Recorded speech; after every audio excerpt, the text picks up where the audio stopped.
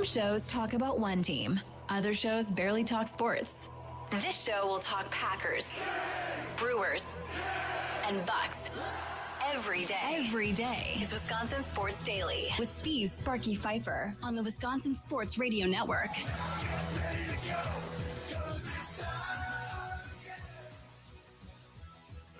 Welcome in. It is Steve Sparky Pfeiffer, as you just heard. Live from the Wisconsin Sports Radio Network studios, powered by the Potawatomi Sportsbook. Rich camera.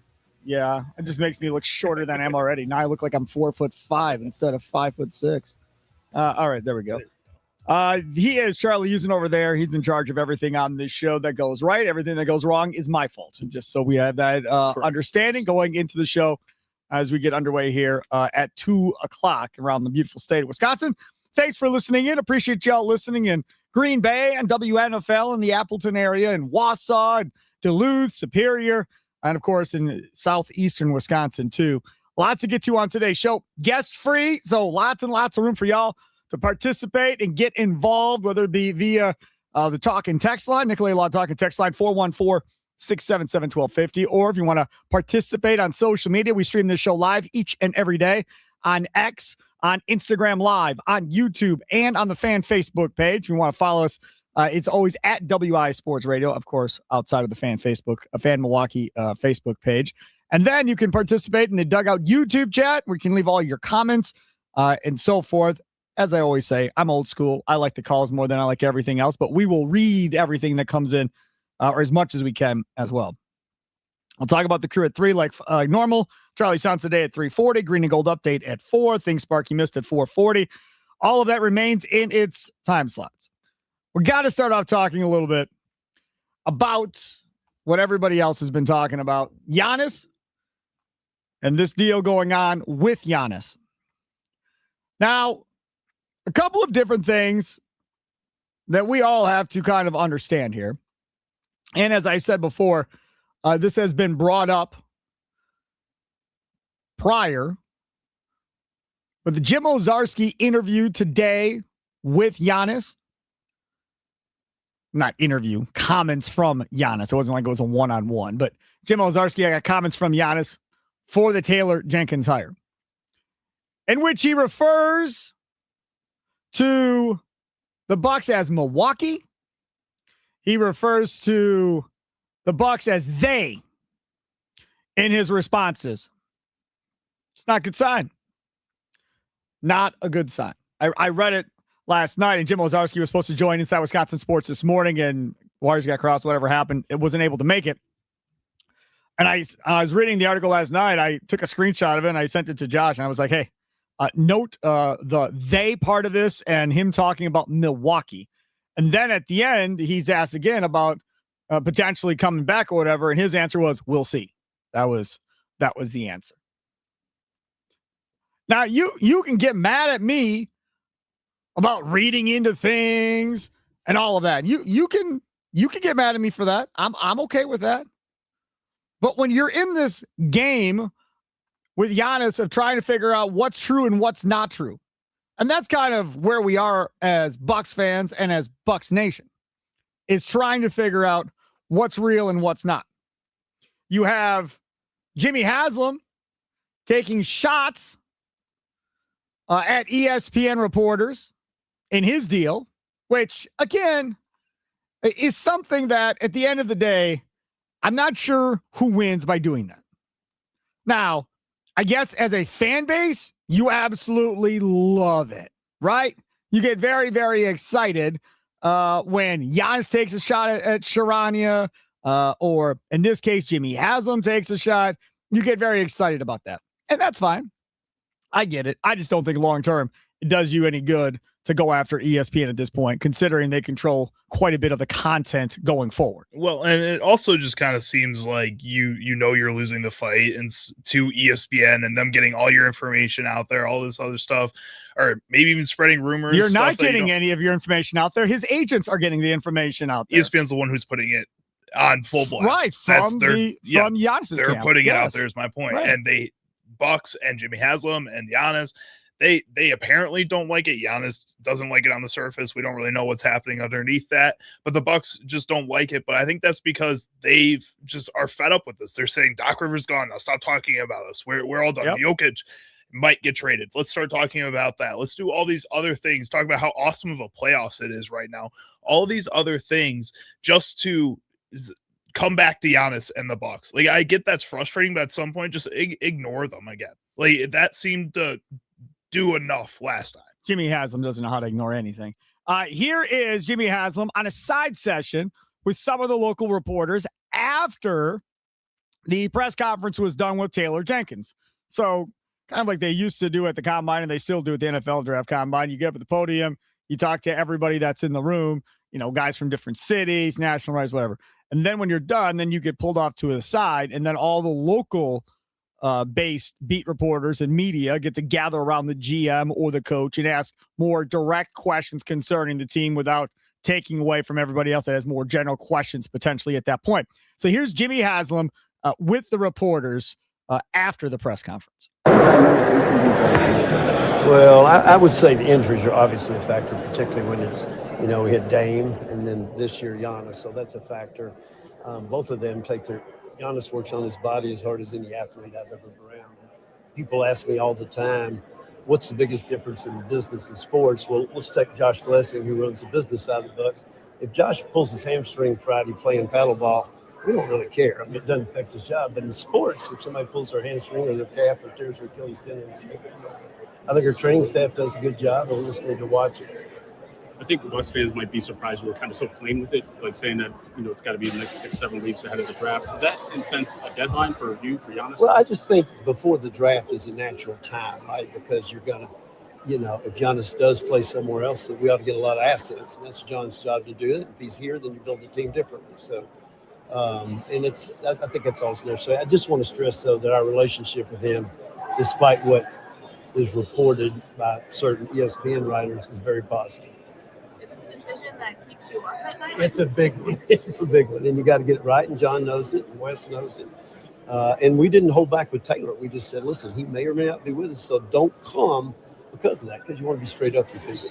All right, we're good, guys. Thank you all. Jimmy. Thank you for coming. All right, so there's Jimmy Haslam yesterday, Bucks co-owner, talking to the media. The question I have is quite simple. Do you feel like setting a deadline for a Giannis decision prior to the draft is the right move by Bucks ownership?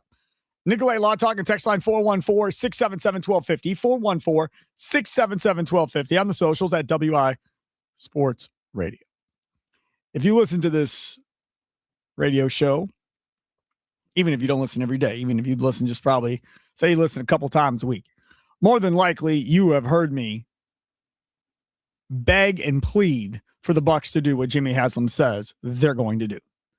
So for me, it's beautiful. Beautiful. Do I trust Jimmy Haslam? Absolutely not. Do I like the decision by throwing the deadline down? Yes. Because I've been asking for this to be done the entire time. And it has to be done. Regardless if it makes Giannis mad or not. Like, he has to understand where they're coming from.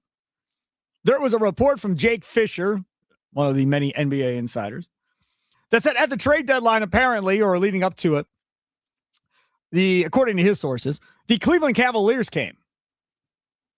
Did you see that report? I did see this one, yeah. And they're offering up Mobley. And they're offering, no, they came wanting to know what it would take. Uh-huh. And the Bucks said Mobley and every available draft asset that you own until time runs out, essentially. All the way forward. All those ones, all those twos, everything you have for the next several years, we want all of it. And we want Mobley. And Cleveland obviously said, absolutely not. Goodbye. And they hung up the phone. And this is why people around the league thought that the Bucks really weren't serious. Because they were asking for the universe for Giannis. And if somebody gave him the universe, they would have swallowed hard and made the deal, knowing that they're going to win the deal because of everything they're getting back. That's not going to necessarily be the case this summer if indeed Giannis says, I'm not signing the extension. And once that happens, then everybody and their mama is going to know it. And then there will be a bidding war of some sort. I still do not think, however, they will get the universe for him, but they're going to get somewhat of a bidding war. And with the new draft lottery rules that they're talking about implementing at some point, that now makes those first round picks less valuable than maybe they were before.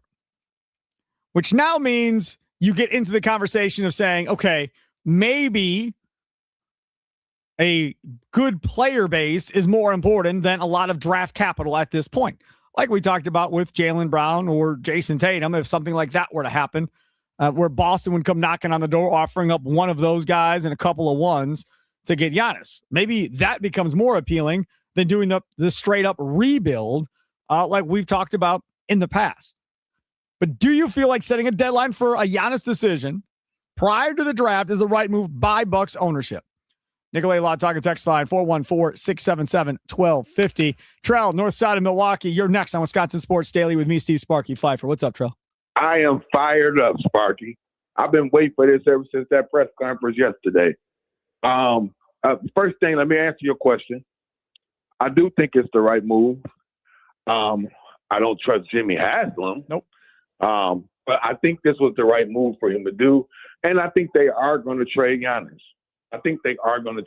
Because the only way that they would keep him at this point if he has a desire to stay and let them know that he's going to sign the extension. And I just don't think that's going to happen.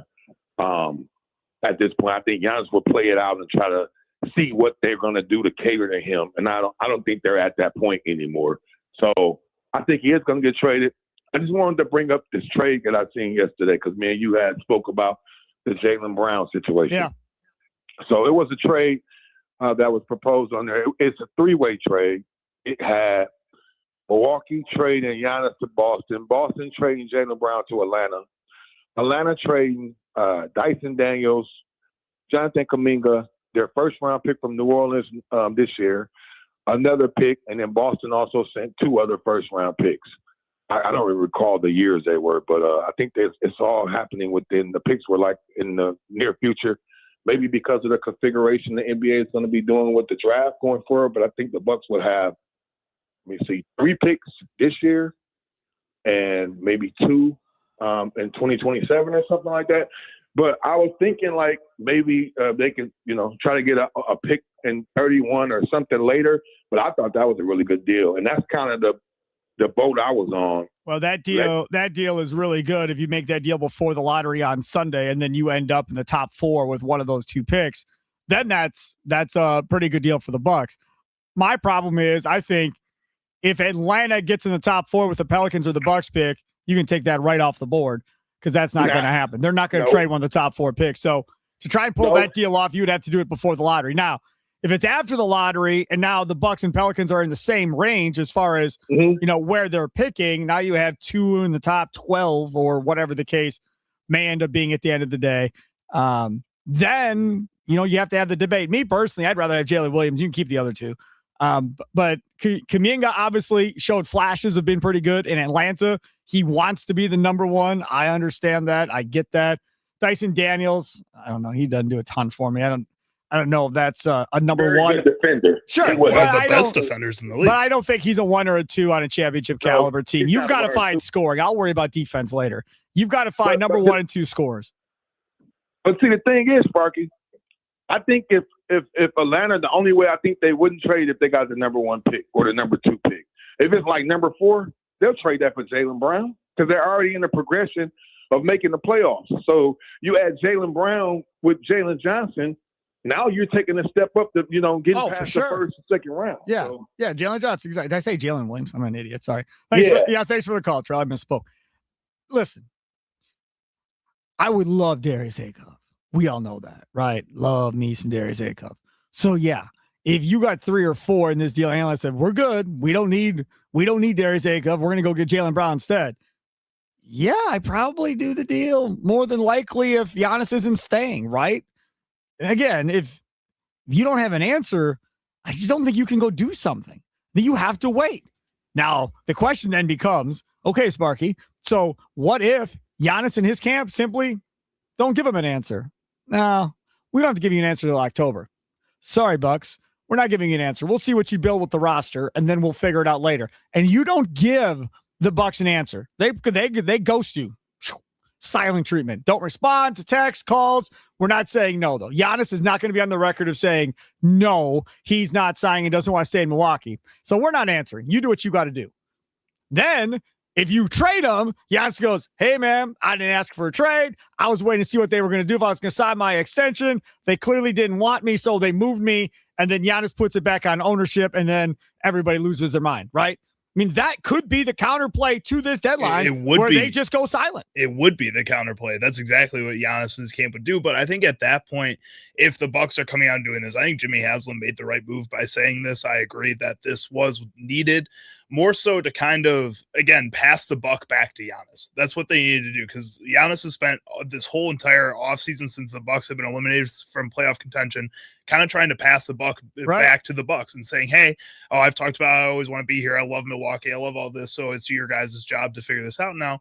Jimmy Haslam had to do this now. And I think that was a really big deal, in that if Giannis does just ghost them until the draft and doesn't give them any decision till October, that just looks bad on him. And the way that the media has kind of changed the narrative around what's happening with the Giannis and Bucks situation, I think they'd be willing to go with the narrative of Giannis is the bad guy, even though he's going to come out with his side of things saying, hey, the Bucks, they just didn't want me anymore. Even though I think the Bucks have every right to be fed up with him at that point and say, you know what, I just don't want to deal with this anymore. We're trading you.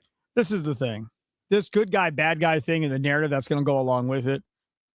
Stephen A. Smiths and these guys, there is zero chance that they're going to paint Giannis as the bad guy in this. Zero.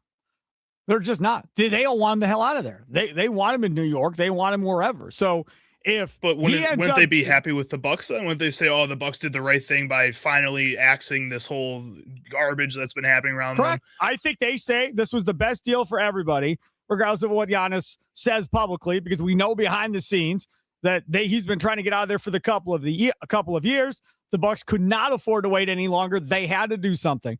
If Giannis says nothing, the Bucks move him. I think there is a chance that on the face of it, nationally, both will come out okay. However, how Giannis responds when asked about this will dictate how it goes going forward. If Giannis comes out and says, which he always does, hey, man, I didn't ask for a trade, man. They traded me. Clearly, they wanted to move on, and they didn't want me. I got to go where I'm wanted, and says something like that, even though he wouldn't dignify them with a response in this whole deal, that's crap. Like, I will be hot if that plays out that way. But it's obvious crap, too. That's why, like, even with ESPN and these guys that want to paint it maybe like he's the hero in all of this, that he finally made this decision to separate from the Bucks and give them the freedom or whatever we want to talk about it that way. Like, it's just obvious, and you can't ignore that. And I think that when you are a network like ESPN that wants people to argue with each other, at least half of your people are going to say that's crap, and they're going to come out and say that, and you can't ignore that. Let's go to the Nicolay Law Talk and text line. Do you feel like setting a deadline for a Giannis decision prior to the draft is the right move by Bucks ownership? This is from J. Rowe on the 414. We got used to waiting on Giannis. Like any company, the owner runs the show, not the employee. It's a job at the end of the day. So many times I have been told over the course of my time doing radio with guys that have played in the National Football League or Major League Baseball or NBA or college sports, whatever. It's always been the same thing. Sparky, sports is not real life. You cannot compare real life work to what happens in the sports field. They're just not even close to being the same. Things are handled completely different. It's just not the same thing. I've been told that forever. Now, to your point, J-Ro, you're right. It is a job at the end of the day. And you are right that technically the owner, right, or the general manager is the one in charge. However, I think you would also agree, J-Ro, in today's world, superstars get what they want at the end of the day. If a superstar claps loud enough, yells loud enough, he can force his way into a trade to get himself out of a situation, even though he signed a contract and is contracted to be there. He can force his way out. Just like the story of Peyton Manning trying to get, who was it, to force his way out? Oh, it was Joe Thomas. Yeah. Where he called up Joe Thomas when Joe Thomas was in Cleveland, said, hey, man, I need a left tackle. Why don't you go start clamoring to your GM and your owner and get all mad? Take a dump on his desk. Right, take a dump on his desk, you told him, and get yourself out of Cleveland and tell him you only want to play in Denver. Come win a Super Bowl with us. Let's go get a ring together.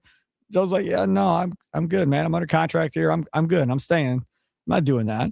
But that was Peyton Manning trying to get somebody to do that to get that guy to where he wanted him in Denver. And as Joe Thomas pointed out, Peyton Manning and the Broncos did go win a Super Bowl that year, just like he said they would.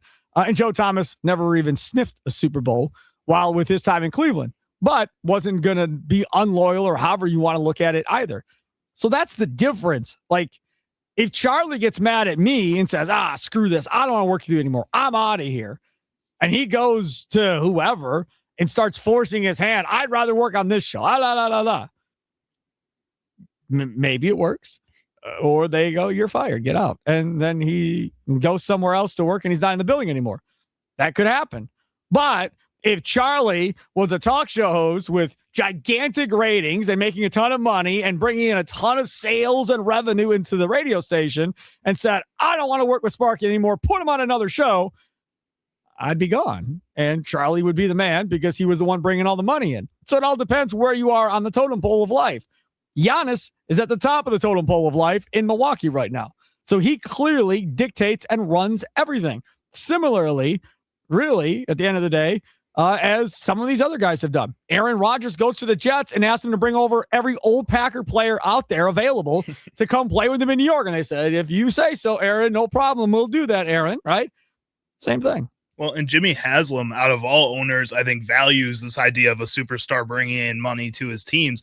That's part of the reason he traded and paid Deshaun Watson, despite all the stuff that was happening around Deshaun Watson, because he thought, you know what, he's a good quarterback. He'll get through that. We can maybe use him. And he's ended up sucking and getting hurt and all these other things.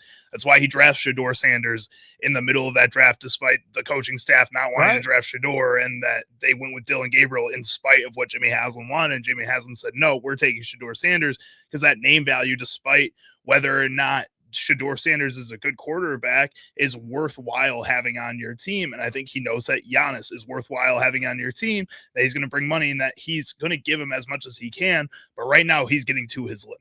Charlie using over there, Steve Sparky Pfeiffer here. From the 262, Bucks fumbled this whole Giannis thing up. They were holding on to hopes and dreams that he was going to stay instead of getting a huge haul last season. He's damaged goods now, or at least that's how it seems with how unhealthy he was this season. Gonna get less now. But guys, it's been damaged goods for 5 years. This isn't something new. He got hurt in the run to win the NBA title. Man's hurt every year in the postseason. He's been hurt constantly. That's the one thing that has worked against this Bucks team. If you start talking about why didn't the Bucks win more than one ring, you point your finger over there at him and go, because he can't stay healthy in the postseason. This is on him. It's also on him of why they were able to be in the playoffs every year, right? MVP, defensive player of the year, and everything else. But when you look back at it in 20 years and go, why couldn't they win more? Some people will go, it was John Horst's fault. He didn't do a good job. And it does not matter the job that John Horst did if your best player and one of the best players of all time isn't on the floor in that playoff series. It does not matter. Well, unless you have Durant and Curry and Clay, right? If you have that, sure. But most teams do not have that. And the two playoffs that he wasn't hurt post-championship, Chris Middleton was hurt, or Damian Lillard was hurt. Yep. Like, he just didn't have enough around him then, Correct. Too. So he is just constantly, it's pointed back to that one thing, why they can't finish, but they get there. And John Horst gets them to that point of where, okay, now we got to get through the playoffs, and they just can never do it. Right. No question. Some shock here from the 414. Wait, Charlie isn't a superstar bringing in all that money? Not yet. Not yet. Not yet. One day, maybe, knock on wood. Yet is the key word and all that. Not yet. And that's what we have to get to that point, though. Hey, Wendy's got all kinds of cool stuff going on up over there. Listen up. Late night cravings, eat great, even late, because Wendy's is now open till midnight or later. You know, you want that irresistible, juicy Baconator loaded with 6 strips of oven-cooked bacon. Get yourself to Wendy's tonight before those midnight cravings become a full-blown hungry nightmare. Hours may vary by location. Coming up in the next segment, he's back in the news again. Oh, there he is, back in the news again. But Do we all still really care about him? It's Wisconsin Sports Daily, live from the Wisconsin Sports Radio Network studios, powered by the Potawatomi Sportsbook. Sparky here.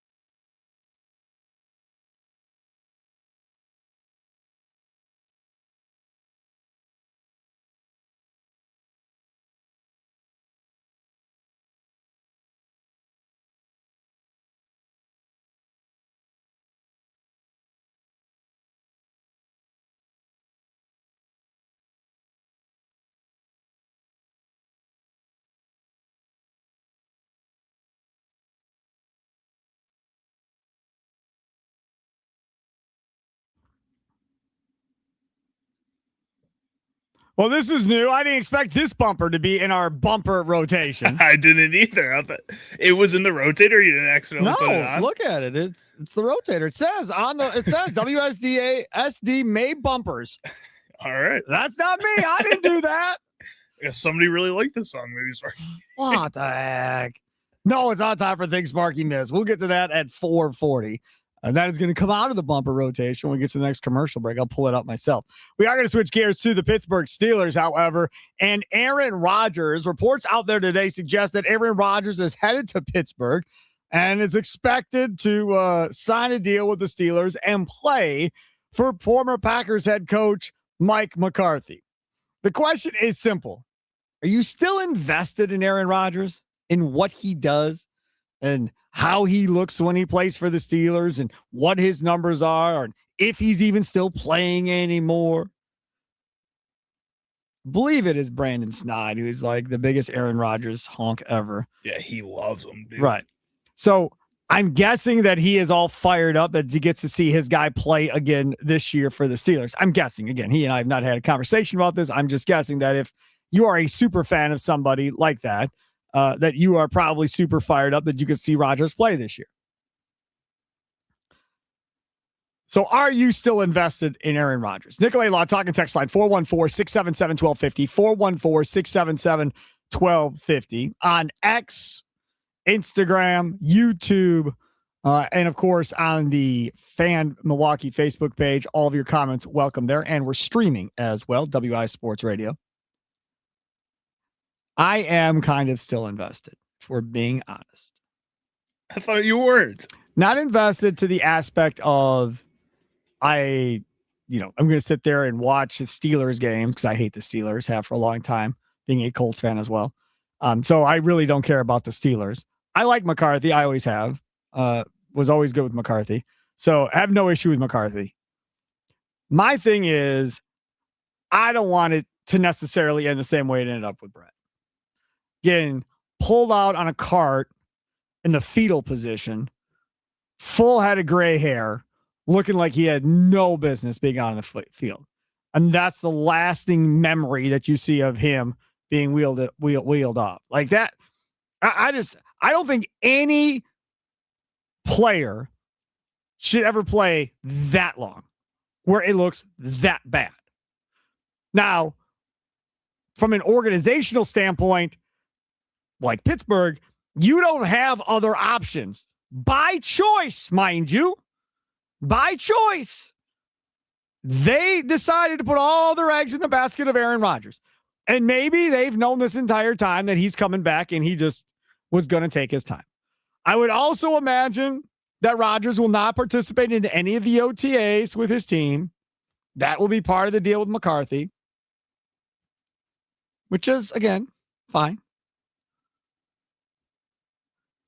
But to have it end horribly, that sucks for anybody. I don't care who it is. Just like Giannis. If Giannis plays till he's 40 and he's a shell of himself by the time it's all said and done, you don't want it to end that way. And things we missed at the correct time at 4:40. There was a big exchange between Draymond Green and Charles Barkley on Inside NBA. And Barkley, we'll play the sound for you.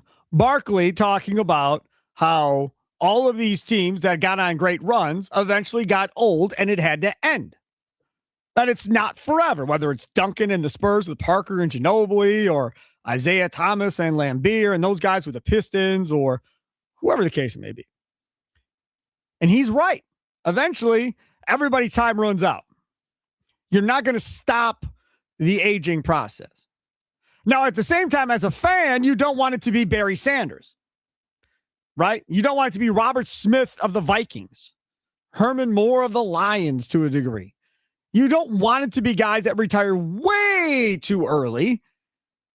And then as a fan, you're like, well, damn, he was in his prime. Where is he going? And just walk off into the sunset. See ya. I could play another 5 years, but I'm done. So you don't want to have that happen either from a fan perspective. But from my perspective, I'd much rather a player walk out early than wait too late and be there too long and be a shell of himself before this whole thing is said and done. Aaron Rodgers did not look great in the first half of last year. Did not. And in the second half, I think he started to figure it out a little bit. It started to look more like himself. But that is how I'm invested in this. You just don't want it to be horrible. You don't want it to be ugly as far as how this whole thing finishes. The one thing about Mike McCarthy and his offense, it's very dictated on mano-a-mano, you beat your guy and win, and the quarterback will get you the ball. McCarthy has never been somebody, necessarily, that has done a great job of protecting his quarterback. It's just never really been that thing. I'm going to have an all-pro at left tackle, one-on-one, do your job, right? Everybody up front, do your job. I don't want to have to waste assets trying to protect my quarterback by having an extra tight end stay in or having to chip guys all the time and slow down routes and all that stuff. I want to wing it around and have guys win their one-on-one matchups. And the problem is, and what happened in Green Bay was, the talent couldn't win their one-on-one matchups anymore in Green Bay, and the offense stalled out on him. Then what happened? He went to Dallas and had superb offensive talent that could win their matchups at the wide receiver and tight end position, and that offense clicked, and Dak Prescott went off because that's how it has to work. In Pittsburgh, I don't know if they have enough of that at the wide receiver position for this to work with Mike McCarthy. With all due respect, if this was Matt LaFleur in Pittsburgh with Rodgers, I'd feel a hell of a lot better about the situation as far as his amount of success that he's going to get out of this than I do with McCarthy as the head coach.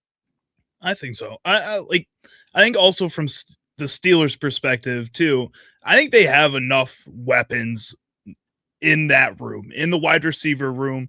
You went out and you got Michael Pittman Jr., brought him in with DK Metcalf. So you have those both wide receivers there to help you out. In the running back room, Jaylen Warren looks really good whenever he's healthy. You have a lot of young talent on offensive line. Max Henniker, your first round pick this year, is going to be there to help out your quarterback. And the other thing, behind Aaron Rodgers, you have two young quarterbacks that I think you like now too, and Drew Aller that they drafted this year in the third round, and then Will Howard, who they drafted last season. They have two guys there that I think that they can feel pretty high about if Aaron Rodgers for some reason gets hurt, doesn't work out. This is really a kind of a no-loss move for the Steelers in my mind. I also think, to your point, though, that this can be a big loss move for Aaron Rodgers. So far throughout the last couple of years of his career, he's been in that spot where it just looks downhill and it looks ugly. I know last season looked okay, but the couple of years before that have just not been fun to watch Aaron Rodgers. And I don't think that that's going to change at all this season. I think it's going to be even worse if he does get replaced by one of those two young guys in the middle of the season. He is Charlie Usen, see Sparky Pfeiffer over here talking about Aaron Rodgers. How invested really are you still in Aaron Rodgers at this point? As it looks like he's getting ready to sign with the Steelers as he's headed to Pittsburgh. Nick Laidlaw talking text line 414-677-1250, 414-677-1250. From the 414, Rodgers hasn't won a playoff game in 5 years. He's irrelevant. What a mistake by McCarthy, reuniting with a quarterback who was past his prime and literally ran you out of Green Bay. Ding, ding, ding, ding, ding, ding, ding, ding. I'm with you. I sure the heck wouldn't go back to deal with this cat if I was Mike McCarthy. Again, this is like Giannis in Milwaukee, right? So believe the reports, don't believe the reports, whatever you want. But there is a group of people that think Rodgers was one of the main culprits in how McCarthy got let go in that whole deal. Well, I know that Mike McCarthy was a viable head coaching candidate this offseason run, but it also didn't feel like He won in Green Bay at a huge amount. Now, you could say he doesn't have multiple rings. Fine. But as far as regular season records go, they won a lot of regular season games. He went to Dallas and they won a lot of regular season games. It's not like he's a retread and gets jobs when he's got like 5, 6, 7 seasons of under 500 where they're garbage. He's got 3 winning seasons. Like, that's not what we're talking about here. This dude is a legit winner as a head coach. No, but I also feel like that what he's done in the past has been tied a lot to Aaron Rodgers and an offense with the Cowboys that was really young and really explosive that they just couldn't get the defense over the hump during those times. Right. Like, I think he and his market maybe weren't as nice as people thought it was and as large as people thought it was going into this, and that he felt like, yeah, Aaron Rodgers may have thrown me under the bus during my time in Green Bay, but if he's the way that I can get back into the league here and put my name into one of the biggest franchises again in the Pittsburgh Steelers now, that I'm going to take that situation for 1 year to hopefully revitalize my career at this point. First of all, I don't think it's revitalized anything. I think he could easily get a job if he wanted a job next year, if he didn't get one this year. That's the first thing. Second thing, it just has to do with wanting to go home, man. He wanted to go home and coach his team that he grew up watching and loving and being a fan of, and having his family and friends there in town that can come over and watch the game. They don't got to travel to Dallas. They don't got to travel to Green Bay. It's going home and doing your thing. It would be like, I always try to make comparisons. It would be like Charlie Usen blows up, goes national, right? Moves to LA. Hey, I'll give you an example. You're Danny Parkins, right? Mm-hmm. You're home, you're in Chicago, you're doing your thing at the Score in Chicago, doing a really good job, got great ratings, getting bonus money, all that other stuff. Then somebody comes and knocks on your door and goes, ding, ding, ding, ding. Yeah, we'd like to double or however triple years. I don't know what he was making in Chicago, but we're going to give you like $1.2 million or whatever it is. But you have to move you and your family out here to LA to come out here and do a national show. So now you go away, you leave, right? Now, if I was a betting man, I would bet before this whole thing is said and done, Danny Parkins ends up back in Chicago, working back at the Score, doing radio again to wrap up his career, and goes home to finish it. And it would be just like you. If you left here and you went to different parts of the country or whatever else, and you just grew and grew and grew, and now your career is winding down, you're like, I want to go home and finish my career at home, right? And then you figure out a way to get back to Milwaukee on a sports talk station, come back and finish your career in Milwaukee. I think it's similar to that of McCarthy, where if he's going to be done, and this probably is his last job, if he's going to be done after this, he wants to finish it at home, regardless of what the quarterback situation is or who he's got to work with. He wants to go home and win.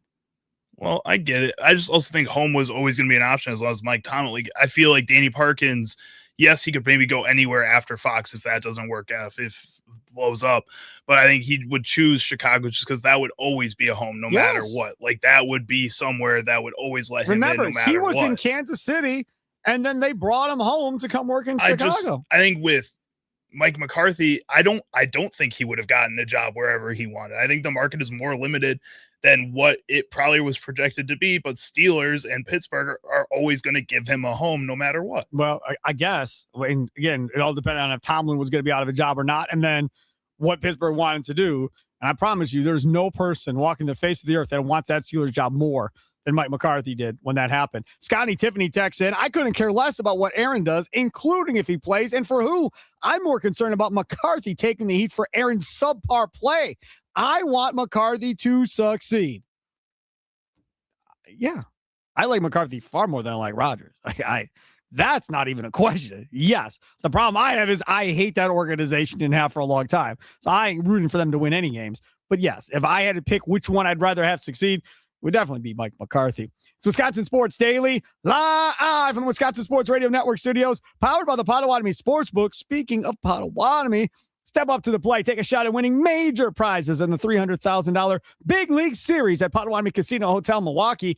April through June, you can win a share of $300,000 in prizes. All monthly promo entries count towards grand finale drawings on June 26th. Get triple the entries during Brewers home games and score one of 3 all-new Toyota vehicles. More info online. Must be 21 and a rewards member to play.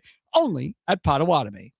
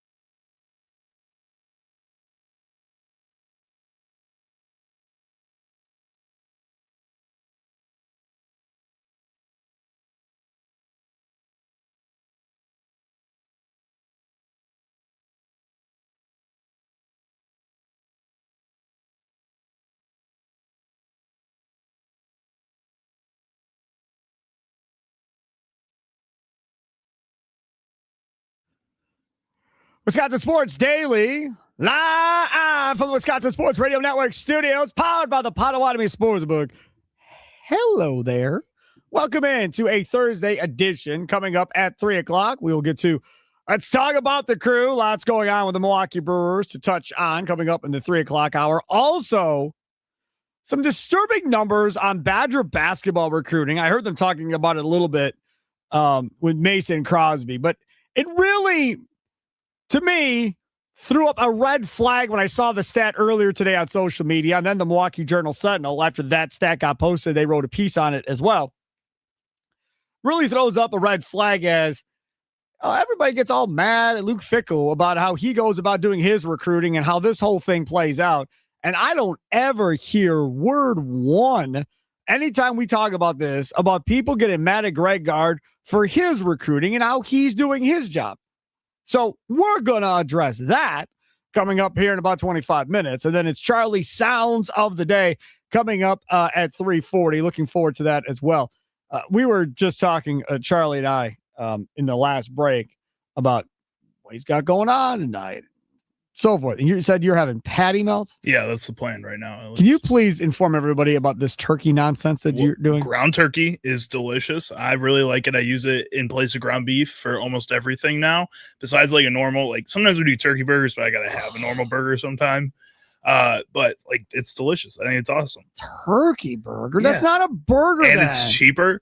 The meat's cheaper. I'm pretty sure it's supposed to be better for you too. Oh, I'm sure it is. So yeah, I'm sure it is better for you. I'm not arguing, but it's not a burger if it's got turkey in it. yeah, it's a turkey burger. No, it's not. It's like when they say, "Oh, it's a veggie burger." That ain't a damn burger. It's That's a burger made out of veggies and turkeys. no. Like that's okay. It's formed into a hamburger patty, but it's definitely not a burger. A burger has beef, Yeah, maybe ground beef. it can also have turkey and veggies. No, I Black bean burger. I knew you. I hate black beans. Salmon burgers.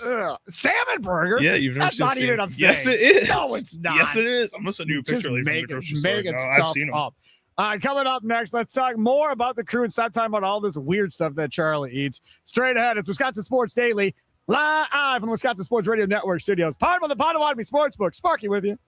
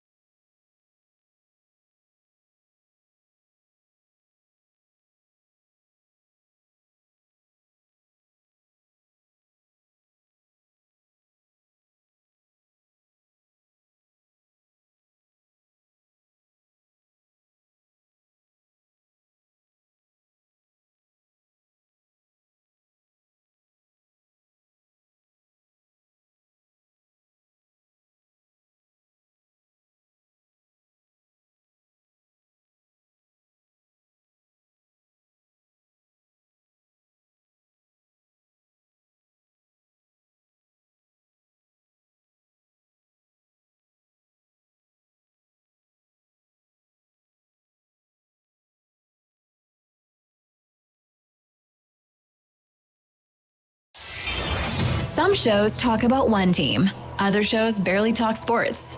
This show will talk Packers, Brewers, and Bucks. Every day. It's Wisconsin Sports Daily with Steve Sparky Pfeiffer on the Wisconsin Sports Radio Network.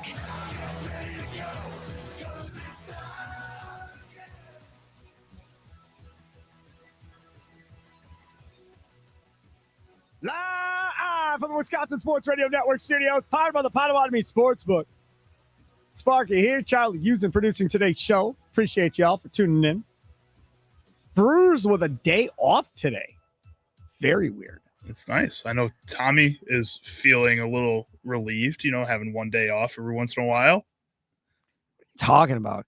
He does the Mason Crosby show. That's like being on vacation every day. What are we talking about? I don't know about that. Oh, please. They just laugh and giggle and have all kinds of fun. Yeah, but Stop. He's got to hurt him a little bit. You know Mitch Nellis. He goes on his Mitch Nellis rants, and you got your moments.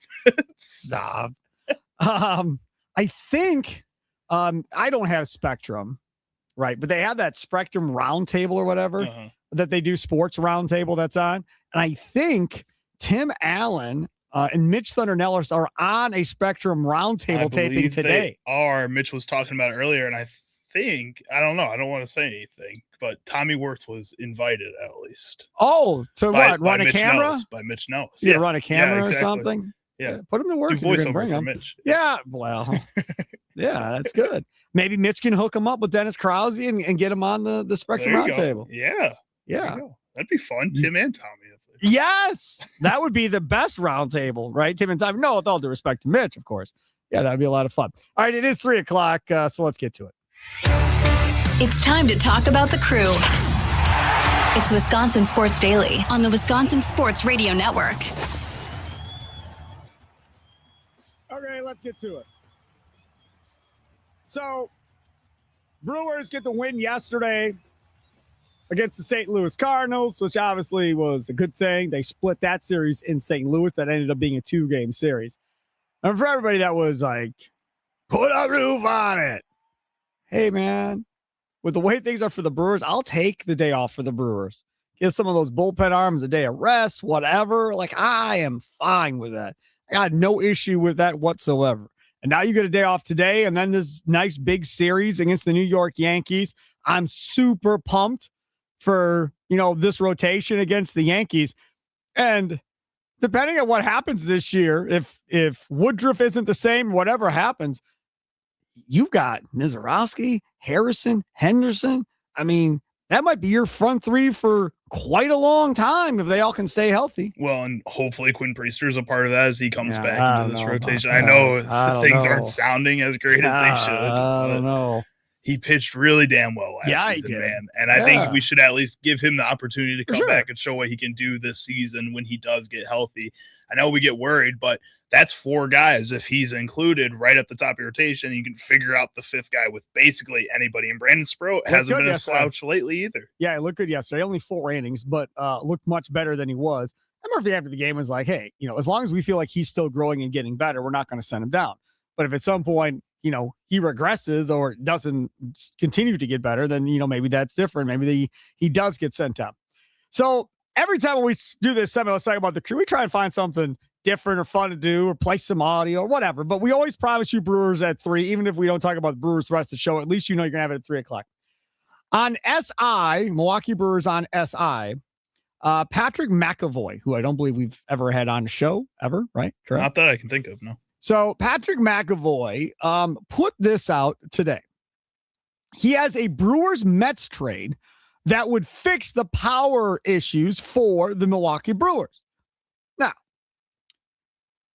between, Hamilton, Perkins, Jones, Ortiz, those guys, 1 home run, whatever it ends up being. I think I saw earlier today that Greg Jones and Blake Perkins, since they were both on the roster, went like 7 for 67 in their time with the Brewers, and Jackson Chourio and Andrew Vaughn are 7 for 12, I believe, already in their 2 games. Big difference, right? But you're lacking power at shortstop and you're lacking power at third base. And we went round on what we should do. I brought up the Murakami idea it was Charlie that brought up the Murakami idea of trading for him from the White Sox. Some of you poo-pooed it. Some of you don't think he's going to continue doing this all year. He'll regress. The power won't be there all year. He'll strike out way too much. He's not fast, so he can't steal bases. Many of you had different reasons for why it won't work out. Okay. So here on Brewers on SI, they have a idea potentially as well. The Brewers receive infielder Mark Ventos. The Astros receive Bishop Letson, starting pitcher, number 8 prospect, Luke Adams, the number 12 prospect, and Shane Drummond, who is currently in the Brewers bullpen and starting and kind of flopping in between the guy they just got. And that is the proposed deal. Would you do it? Nicolay Law talking text line 414-677-1250, 414-677-1250. Right now, the Brewers have the second fewest homers in baseball with 24 on the season in 35 games played.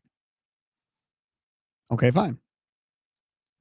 As we look at this infield and we look at Ventos, he had 17 homers in 2025, 27 homers in 2024. What do his numbers look like today, Charlie? Right now, he has 4 home runs with 14 RBIs on a 239 average, a 413 slugging. This year, so far, he has a 290 on-base percentage. Last season, he ended the year with a 289 on-base percentage. His splits between 2024 and 2025, he played in 10 more games in 2025, despite having 10 less home runs, 10 less RBIs. So once Jorge Polanco comes back, he's not going to be playing anymore. Yeah, it doesn't seem like it. But in 2024, he did have 3.1 WAR. That was a huge season for him. He wasn't an all-star or anything, but he was a borderline all-star that season. A lot of people still have high hopes for him. He's 26 right now, going to be 27 by the end of the season. I think it's something worth maybe looking at, but hearing that package that we're talking about, and I know Adams and Letson are playing as well in the minor leagues as people expect them to. Adams specifically with Blake Burke behind him at AA in Biloxi and how well he's playing. He's probably going to get promoted sometime here. And I know I've said I want to see these young guys play or get traded. Like, you have to start doing something with some of these guys. This would be a guy I'd want to move on from. That still feels like a really big package for a player that I'm just not that sold on. There is zero chance I make this deal. I am not giving up my number 8 prospect, my number 12 prospect, and Shane Drummond, who many think is going to be really, really good Could here. be that 5th guy like we were talking about. Under Chris Hook and this Brewers coaching staff, a lot of people think Drummond's going to be really, really good. So that is an absolute no shot, not ever, ever, ever will we do it. Now, am I opposed to trading Bishop Letson? No. Am I opposed to trading Luke Adams? No. Am I even opposed to trading Shane Drummond? No. But I'm not trading all of them for a subpar player. You start talking about on-base percentages under 30%. That's not good. So good. He hits 15 to 20 home runs, and his numbers look like Joey Ortiz outside of that. I pass. Like, I just have no interest. You have got to be at least respectable in the on-base area with some power to go along with it. You don't have to hit 290 with 30 home runs for me to want to give up a package, but you've got to be respectable. Well, and he probably just wouldn't be playing third base for the Brewers based on what he's done so far this season. He's played 23 games at first base with a -2 DRS. Oh, excuse me, a 0 DRS. And in 2025 at third base, the reason he's playing first base and DH so far this season, he had a -10 DRS. That's absolutely disgusting. No chance. So there is a better chance that dude gets put into a package with somebody else to move on from him at this point. Now, I don't know if he's got options left to where they could essentially put him down to AAA and let him figure it out. When he came up for the Mets, I remember, because in fantasy baseball, everybody was like, oh, this is a big power bat. Here we go. He's going to be the guy. And it just has no more options left. No options. So they're going to have to release him essentially if they can't figure out how to use him. So if he has no defensive ability and he has no on-base ability, what are you doing? How are you going to survive in big league baseball? I mean, Joey Ortiz is surviving somewhat because of his defense. Again, the error yesterday. Did you hear Tim Allen yesterday? No, I didn't. You didn't? No. I was mad at that. That error made me angry because it was late in the game. He shouldn't have had it. Like, he just dropped the ball. That was frustrating. The Potawatomi Sportsbook postgame show. If you didn't hear it, go back and listen to it. wisportsradio.com or go on YouTube, whatever. That man stayed on the microphone and defended over and over and over again of keeping Joey Ortiz on this team and on this roster. Over and over. Why? And I'm just like, dude, what are we doing? And his reasoning is, which I understand, hey, man, not every lineup has 9 guys that hit 275, 280 and have great offensive numbers. Every lineup, you're going to find a couple guys that simply just aren't that good, but are in that lineup for whatever the reason. Not He's every worse lineup. than not that good, though. That's the problem. Like, you can't defend him. That's crazy. Yes, I get it. Not everybody's going to be an all-star batting, even like 240 in a lineup. But if you're not even hitting 220, if you're going out there and you're dropping balls when you're supposed to be as some kind of defensive specialist, I don't care if it's late in a game that you guys were a bit up big on. Like, that doesn't matter. Play baseball. You're getting paid to go out there and do that. And you're getting opportunities that other guys in this farm system probably really want right now and probably are fighting their way up to try to get that opportunity because they see how bad you're playing. Be better. Like, there's no excuse for that. And frankly, David Hamilton, I'd rather have him have his 7 bunt singles that he has this season He should at never swing shortstop again. than Joey Ortiz doing whatever the hell he's doing most of the time. David Hamilton should never swing again. Just bunt. Just bunt and use your speed and get on base and do your thing. Don't worry about It works for everything him. else. It's Yes. working. Just do whatever you got to do to get on base. Now, he did this yesterday. So let's you and I do this. I just want to test it. I don't remember the team that he picked, but he just randomly picked a team, Tim did, and said, look at their lineup and let's see if they have players that are similarly bad to, like, say, a Joey Ortiz, right? All right, so let's pick a lineup. Somebody that's not necessarily horrible. Atlanta. Atlanta? Okay. All right, yeah. Let's try the Braves. Matt Olson has just been on one to start the Is he a Hall of season right Famer? now for the Braves. Potentially. I don't know what his overall home run numbers are right now. I'd have to look. But, baseball, that Hall of Fame thing, that's all based on total numbers at the end of your career. There's a little bit more black and white to that than there is, I think, a lot of other Hall of Fames. Like, you get 300 wins as a pitcher, you're in. Like, that's normally the gold standard in baseball. And I feel like, if you have 3,000 hits, you're in, right? I mean, there's certain things that you automatically get in. And I want to say home runs. What's the number for home runs? Is it 500? 500, yeah. 500 normally is the baseline for home runs. Just over 300. I think he just hit 300. So He's going to get there then. So, yes, he'll be a Hall of Famer unless he gets hurt and can't stay healthy. All right, so Atlanta. Well, let's talk about their numbers. So what are the bottom numbers in, like, say, Atlanta's lineup? So the bottom 2 guys in the lineup right now at third base, Austin Riley's batting 203 with a 277 on base and a 350 slugging. Again, there's another guy with huge power that sucks But so far. He has 5 home runs and 22 RBIs. Yeah, his still. slugging is horrible, though. It's kind of crazy how bad He it is. doesn't do anything other than hit home runs. That means he has no doubles, no triples. Like, he doesn't have anything but those 5 home runs. And Mike Yastrzemski's batting 209 with a 269 on base, a 264 slugging. He has 6 RBIs. That's in 110 at-bats for that Atlanta Braves team. Outside of that, their next worst batter is Ronald Acuna, just based off batting average. That's a 252 average. He only has 2 home runs and 9 RBIs. What's his on base and slugging? He has a 362 on base and a That's really good. 378 slugging. So he's sitting at 740. That slugging Respectful. needs to be way better if he's going to be Ronald Acuna. But again, so if you look at those last 2 guys, is that better or worse than, say, Joey Ortiz? But they also have 4 guys with an over 800 OPS. Like, the top of their lineup has studs in it too. So it's reasonable to have 2 guys at the bottom lineup that I guess can be worse, especially when Austin Riley still has 22 RBIs for the team. So now hold on. Now you're moving the target here. Hold No, on. I'm not. Hold 1 second. So now you're saying if Joey Ortiz had better players in the lineup with him, better than Churio, better than Vaughn, better than Yelich, better than these guys. Churio and Vaughn just came back. So what we've seen in the first part of the season before they came back, it was, almost inexcusable to But have that them in that wasn't the lineup that was supposed to be out there by Matt Arnold, to be fair. I mean, Yelich is supposed to be in the lineup. Churio, Vaughn, those guys were all supposed to be in the lineup. So when those guys are back in the lineup, Charlie, then is it acceptable? I wouldn't say it's acceptable, but I can deal with it a little bit more. Like, I wouldn't say that's something that I'm happy with, if that's the point. let's see. Joey Ortiz right now, 184 batting average, 259 on base, 184 slugging. Horrible. 0 home runs, 8. Like, that's worse than those two bottom guys by a mile. And those guys were awful. Like, that's crazy.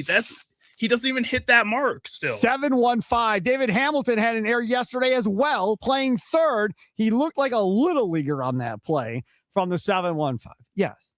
I am not pro keeping Joey Ortiz. I am not pro keeping David Hamilton. I didn't want David Hamilton in the trade to begin with at the end of the day, but Pat Murphy is the one that starts talking about how big of a jump David Hamilton's going to have. I've seen no evidence of a jump. I am also the same idiot, and I will call myself an idiot freely by saying with Tim Allen, even though I did not go on the Joey Otani or whatever he calls him, or Ortani, whatever he calls him. Yeah, Joey Ortani. I didn't go that far, but I thought Joey Ortiz would come back and be more like 265, 270 hitter, and clearly missed the mark on that one as well. Yeah, not looking great. Not good. Just Wendy's invented the iconic spicy chicken sandwich. Wendy's new spicy chicken sandwich is crispier and more flavor packed than ever. And the breading even crispier. Flavor inside, loud outside. 9 peppers and spices. Give it that bold layered heat. Wendy's spicy chicken. Order in the Wendy's app today. Spicy chicken sandwich. You like that? Is that going to annoy you if I read it that way? No, that one's okay. Spicy chicken sandwich. I'm just trying something I didn't new. like the ooey gooey. That's what I didn't like. Ooey gooey. That's gross. I don't like hearing that one. Why doesn't Greg Gard of the Badgers men's basketball team receive the same criticism as Luke Fickell when it comes to not keeping top talent in the state of Wisconsin? That's next. Wisconsin Sports Daily, live from the Wisconsin Sports Radio Network studios, powered by the Potawatomi Sportsbook. Sparky here.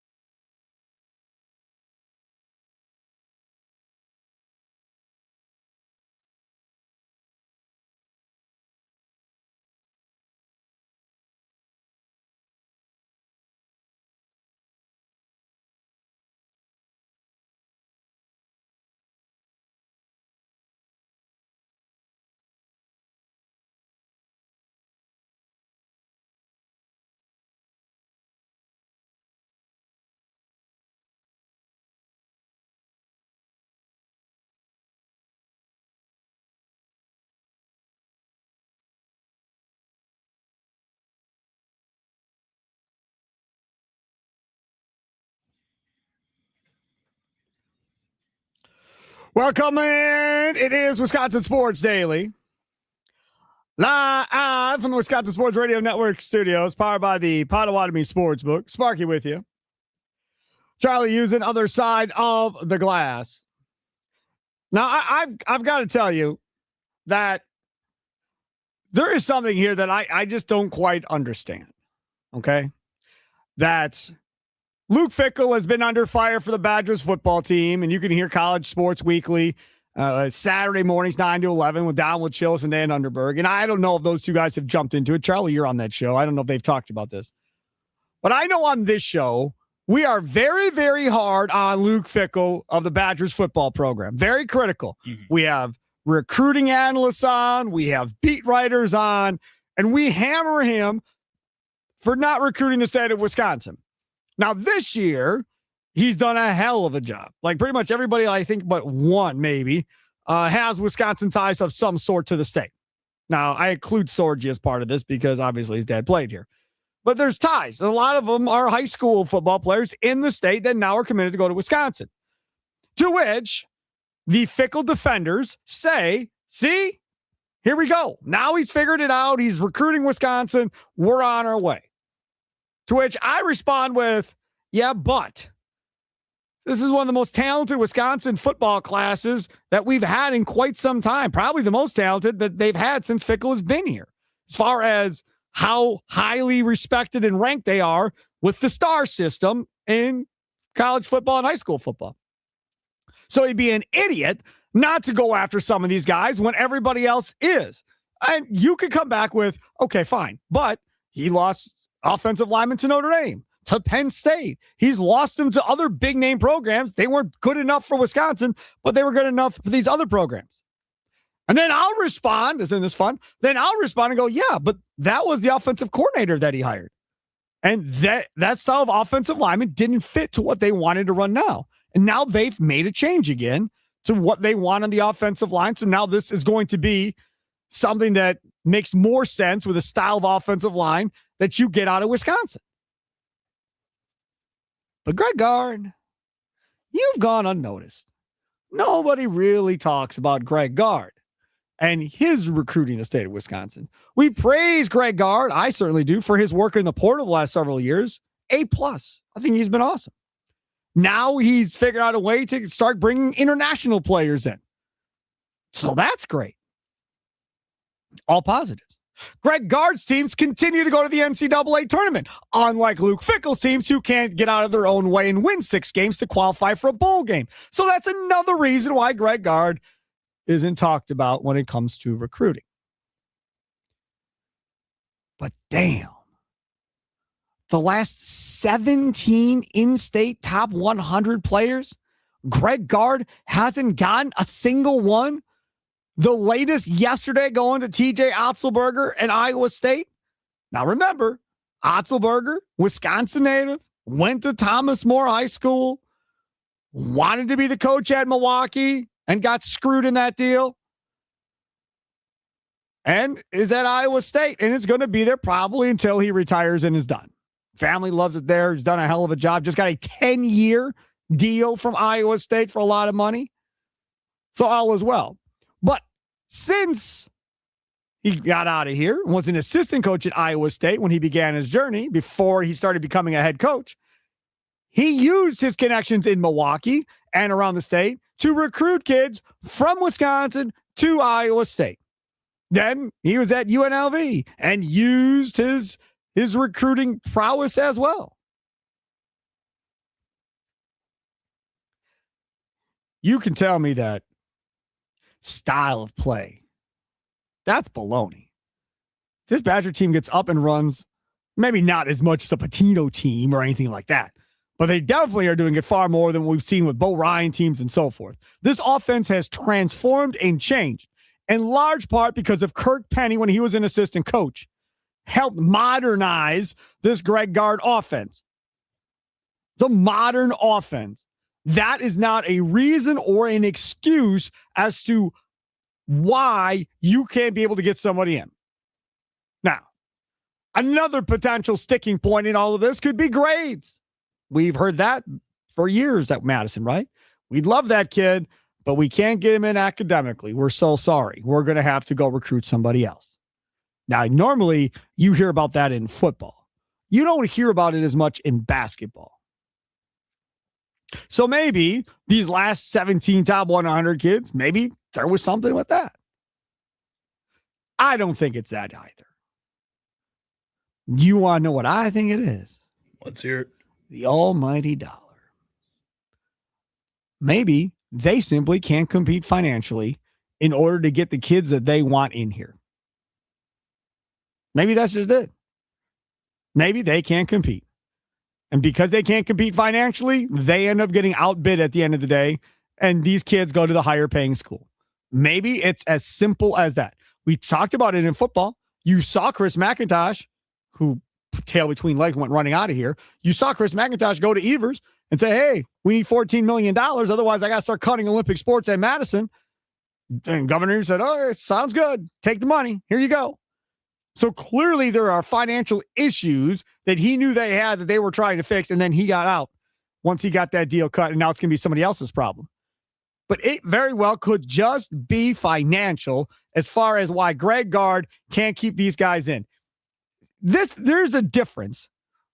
When Fickell was losing guys, they weren't even in the final three, final four. Like, he wasn't even attempting to go after some of these guys. They didn't even try to recruit them.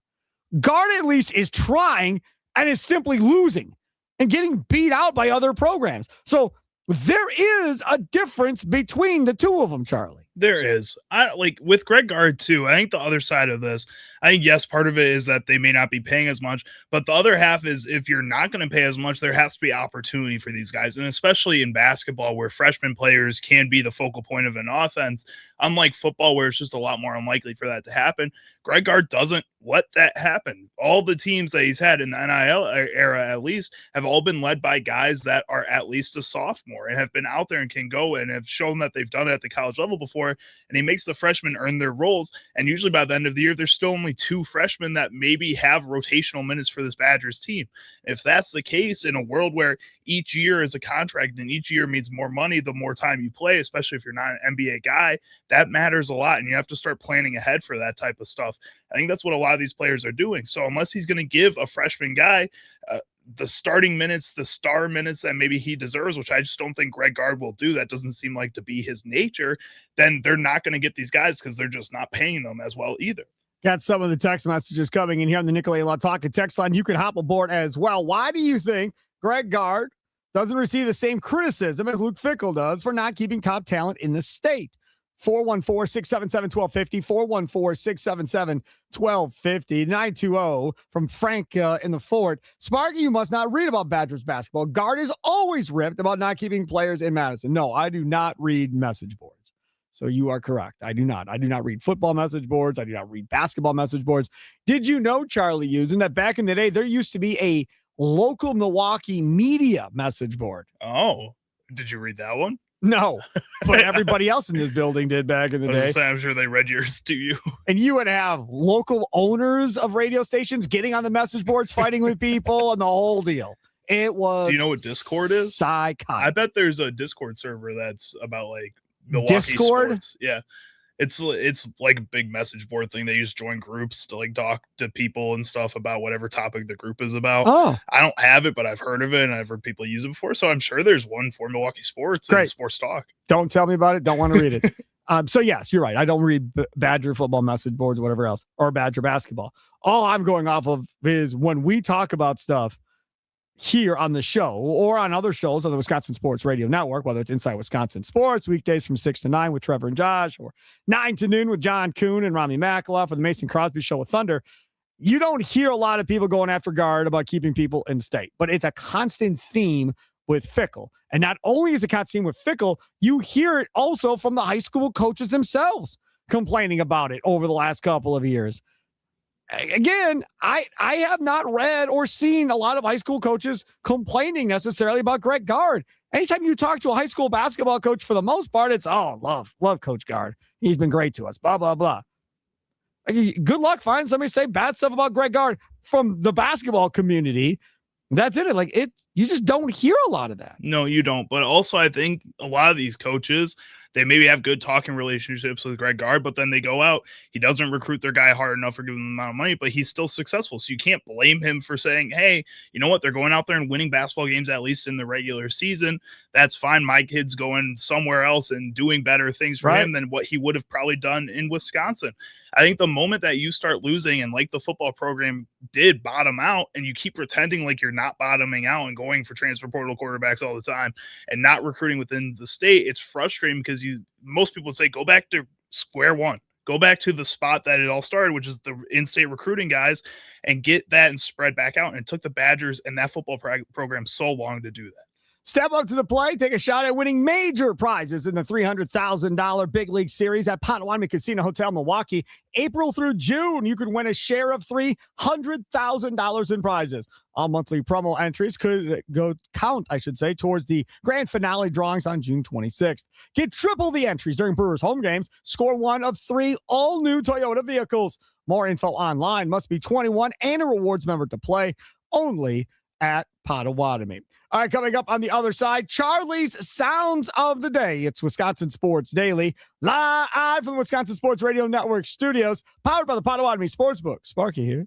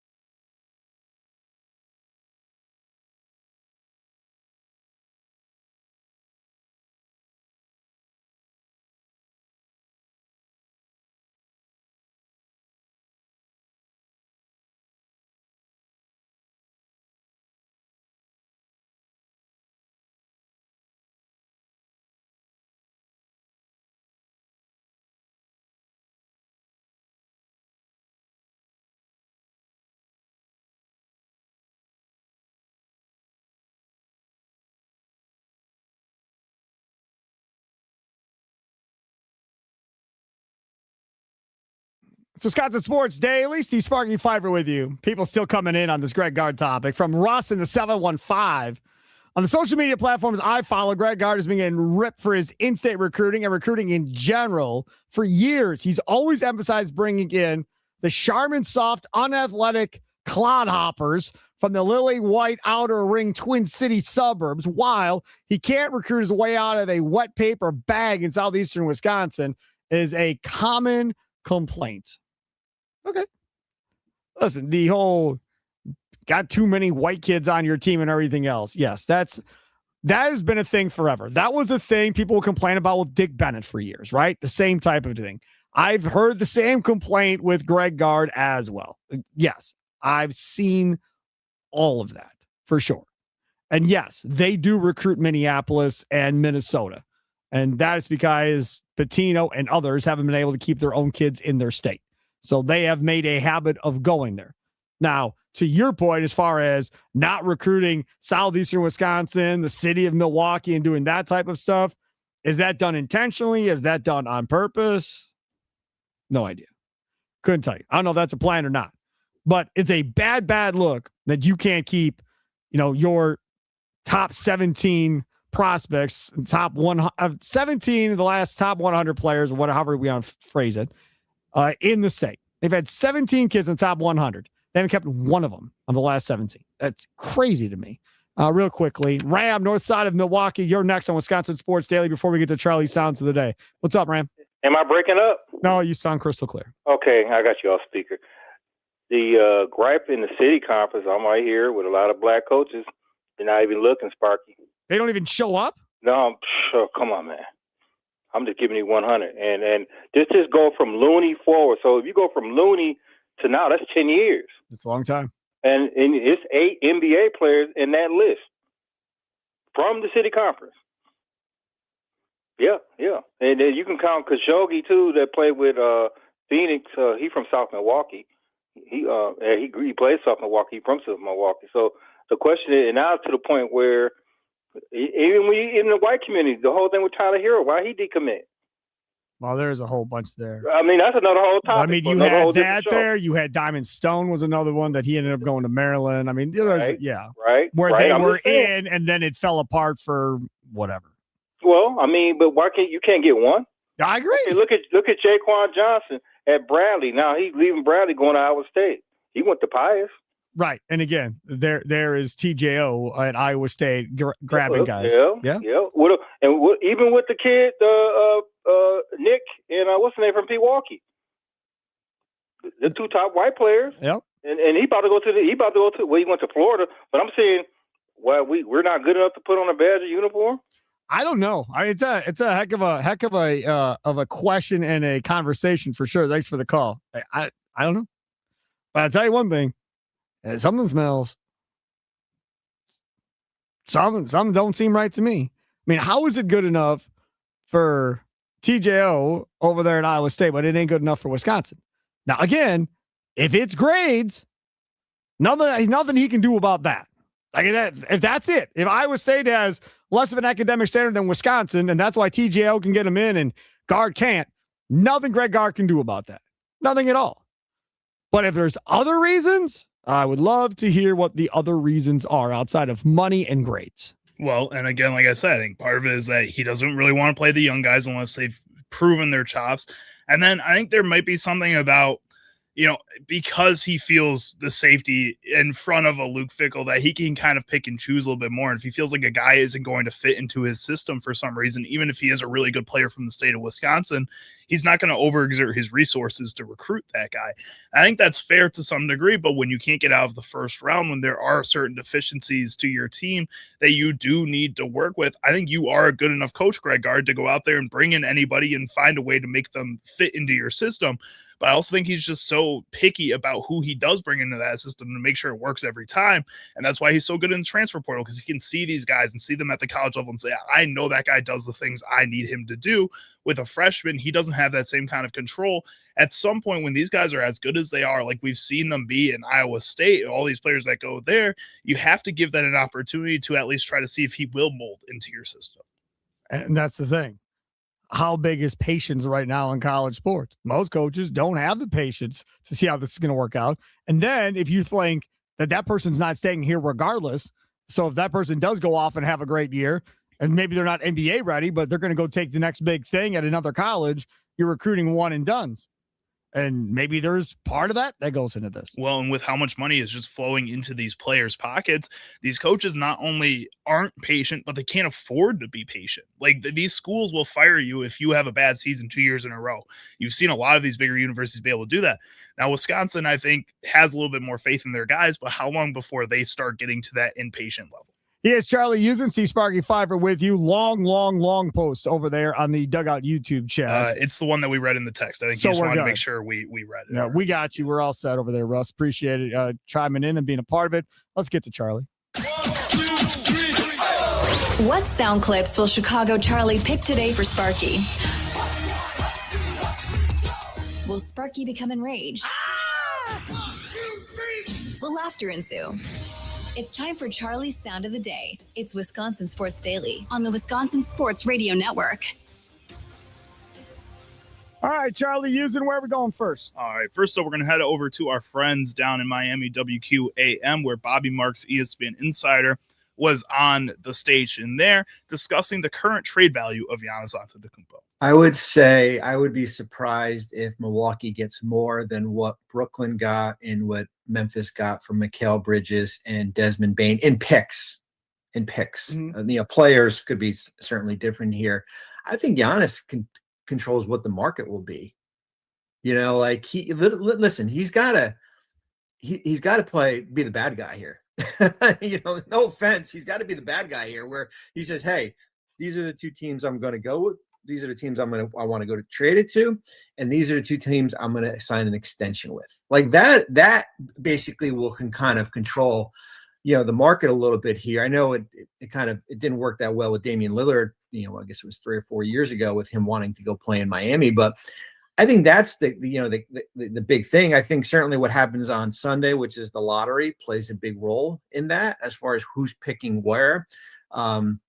In the draft, some of these teams have rosters that are somewhat built now. When you look at Atlanta, that could have a top pick. When you have Dallas with Masai taking over, with Cooper coming back, they're at 8 right now. But I really do think it's, besides the contractually, what's the market. And then for Milwaukee, this is a team that doesn't control their first round pick until I think 2031. So there's not an incentive of, even with these new rules that are coming to like basically bottom out here. So you're looking at a little bit of, draft picks and kind of win now players.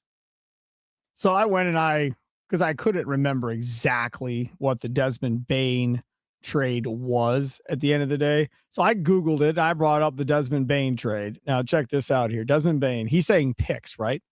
In that deal, Bane goes to Orlando. Memphis got Kentavious Caldwell-Pope, Cole Anthony. Don't care about that. First round pick in 25, which was 16 overall. First round pick in 26, first round pick in 28, first round pick in 30, and a first round pick swap, top 2 protected in 29. Yes, I'm in. Like, if that's the pick package that they get back, and then whoever the players are, yes, we'll take that. But again, looking at this, the player has to be good. Well, that's the difference. Yeah. Right. It can't be Caldwell Pope and Cole Anthony. It's got to be a legitimate, good young player to go along with that you feel like you can build around. It's got to be 1 to 2 players that you think are worth 3 first-round picks potentially, so that when you do get 2 first-round picks instead of the 4 or 5 that Desmond Bane's, Mikal Bridges got, it has to be worthwhile, and you have to make sense. So, yeah, they're not going to get those same amount of first-round picks, but they damn well better get a player that's worth those first-round picks. What's next? Next up, we're going to hear from Ian Rappaport on the Insiders on NFL Network, and he was discussing why the Cowboys made the right decision trading Micah Parsons. The reason I wanted to play this clip is because he quoted this video saying, "This is what the Packers and Jonathan Gannon have to pay attention to and look out for in the future." Baldy, I would say this. I mean, you look at what the Dallas Cowboys have done, right? I mean, you look at all the players that they've acquired with, basically in place of Micah Parsons, and you say, well, of course, they don't have a Micah Parsons in that group. First of all, we don't know that for sure, but let's assume that it's true. That's not what the question is. Here's the question. They had the $47 million that they didn't pay Micah Parsons. They could reallocate that on the roster, which they have done. They also have the draft picks that they got for him, which hopefully turns into, let's just say those are good players. So that's 4 or so good players spread around your roster. What the Cowboys had with Micah Parsons during that time was an extremely top-heavy roster. And they've had a top-heavy roster because they've had really good draft picks, and they paid those guys for years and years and years, which is fine, except if those guys get hurt. Except that those guys don't play to their potential or get old. They needed some balance, some middle class to be able to solidify this roster in case and in the event of an injury. I believe they did the right thing in doing this. Also, great trade for the Packers, by the way. They got Micah Parsons, but I do not fault the Cowboys for doing it. Okay. Logically, that all makes sense. It does. What the conversation really comes down to is, there's 4 good players end up being better than one Hall of Fame elite player. That's really what it is. If you take this to the fantasy sports realm and you have those people, I'm sure, in your fantasy leagues that think you're a sucker. Hey, I know you got Paul Skeens and everything. But I was thinking, I could probably give you Brandon Sproat, Nicholas from St. Louis, right? And you come up with like 4 average to crappy pitchers, and then you try to convince the other person that that's more valuable than one pitcher. You're getting 4 guys. I'm only getting 1. You're winning the deal. What are you talking about?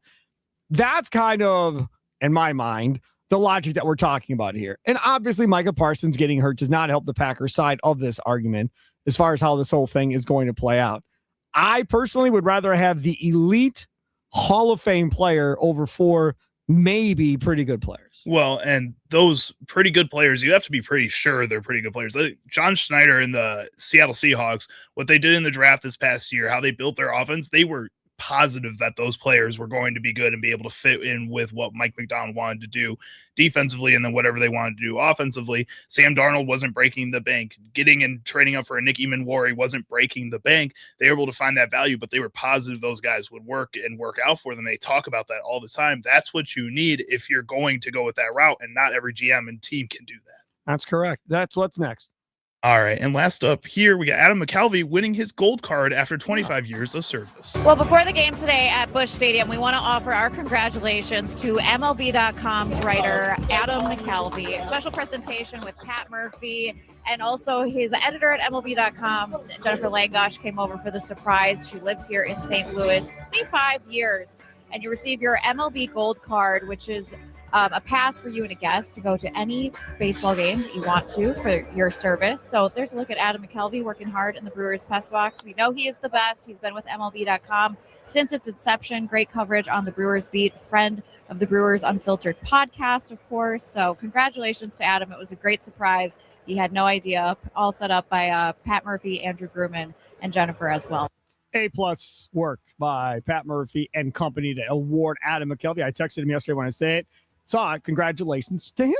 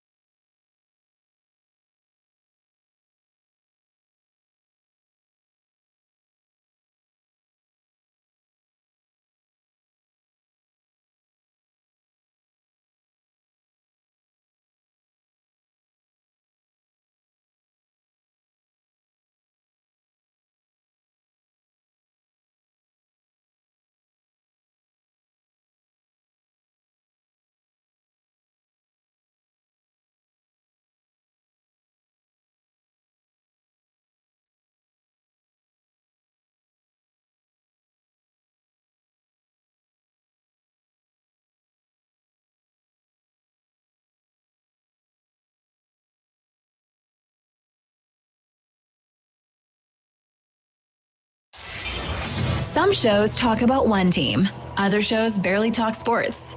This show will talk Packers, Brewers, and Bucks.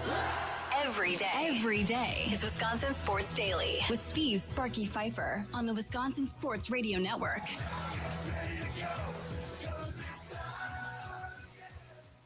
It is that time again as we broadcast live from the Wisconsin Sports Radio Network studios, powered by the Potawatomi Sportsbook.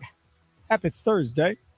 Hope you are well, listening to the game on 93.9, the game in Wausau. If you're listening to 99.7 FM, WNFL in the Green Bay, Appleton area, or the Fan in Milwaukee on 1250 AM and 105.7 FM, or about 710 the game in Duluth, Superior. Thanks for hanging out with us here on the Wisconsin Sports Radio Network and listening to all the fine shows here. Brewers night off tonight as they get ready for the Yankee series coming up. So no leadoff show tonight. No Potawatomi Sportsbook post-game show with Tim and Tommy tonight. They actually both get a free night tonight. And it's one of those rare deals where they get a night off after a day game, because they were both done at like 5 o'clock yesterday.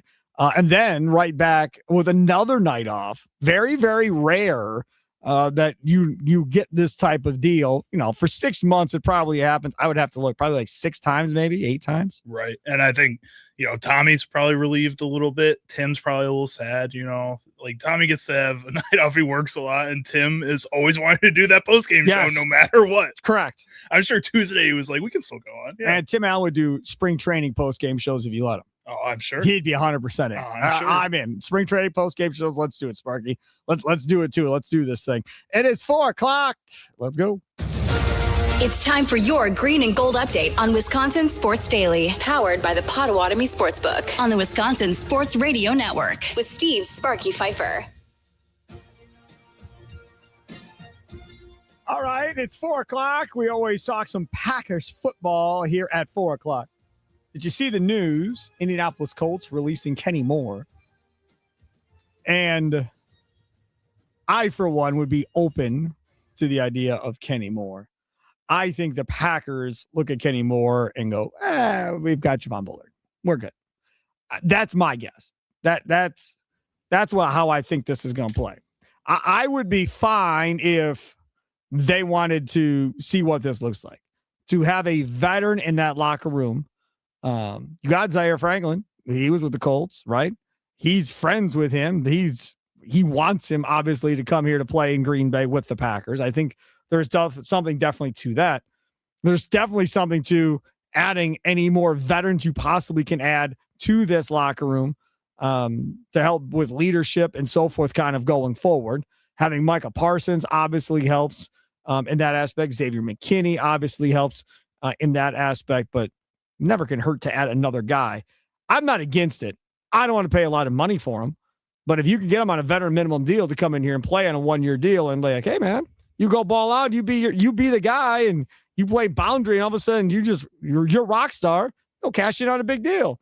But I ain't trying to pay this guy, decent money for a 3-year contract. I'm out. Somebody else wants to pay him that much money, have at it. I'm not interested. Well, and again, if you want to rotate him in at slot corner and use Javon Bullard maybe more in a Budda Baker style role that Jonathan Gannon was running with him in Arizona, you could transition a Javon Bullard into this bigger kind of piece of this defense than just a slot cornerback, which is the trend across the NFL. I mentioned Nick Emanwari earlier in the show. I think that's another guy that this Packers team, with how young they are, should look up to being like that and wanting to use their young players in any way possible. His last contract that he's coming off of was 3 years, $30 million. His contract prior to that was 4 at 33.3. So the highest number he's made on average salary was $10 million a year. Man, pay that dude 7.5 and tell him to come here for a year. That's fine. Yeah. I don't know if I'd even do 7.5. Yeah, I think I might be cheaper. I think I'd be closer to 5. Nobody wanted to trade for him. So. Yeah, I think I'd be closer to 5. But again, it's got to be something where there's not a huge amount of risk attached to it. I don't want 3 years and all this guaranteed money, and then you screw yourself potentially going forward. You did draft a cornerback in Cisse, who some of you really, really like and are fired up about.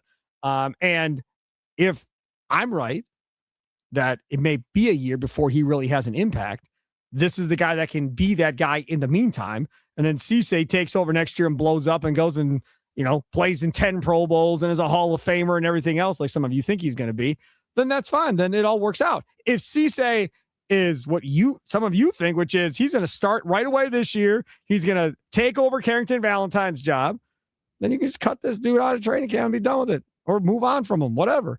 It's got to be that type of deal where you don't feel like you're screwed if he doesn't work. Yeah, it's got to be small enough. And I think the whole Cisse waiting 1 year for him, that just sucks. The past 4 top picks that this Packers team has had have all been, let's wait a year, guys. And some of them are turning into, let's wait 2 years. Let's wait 3 years. Oh, you waited 3 years on Jordan Love. Right. But the quarterback just feels a little different. Feels like the Packers had been able to do that before. And this team feels like I've mentioned, wants to take that next step and should take that next step. And I think having guys and consistently bring guys in to start behind a veteran player like this, who's getting given up on by a defense that wasn't all that fantastic last year, I think is just kind of studying that growth of a player that potentially could help you right now.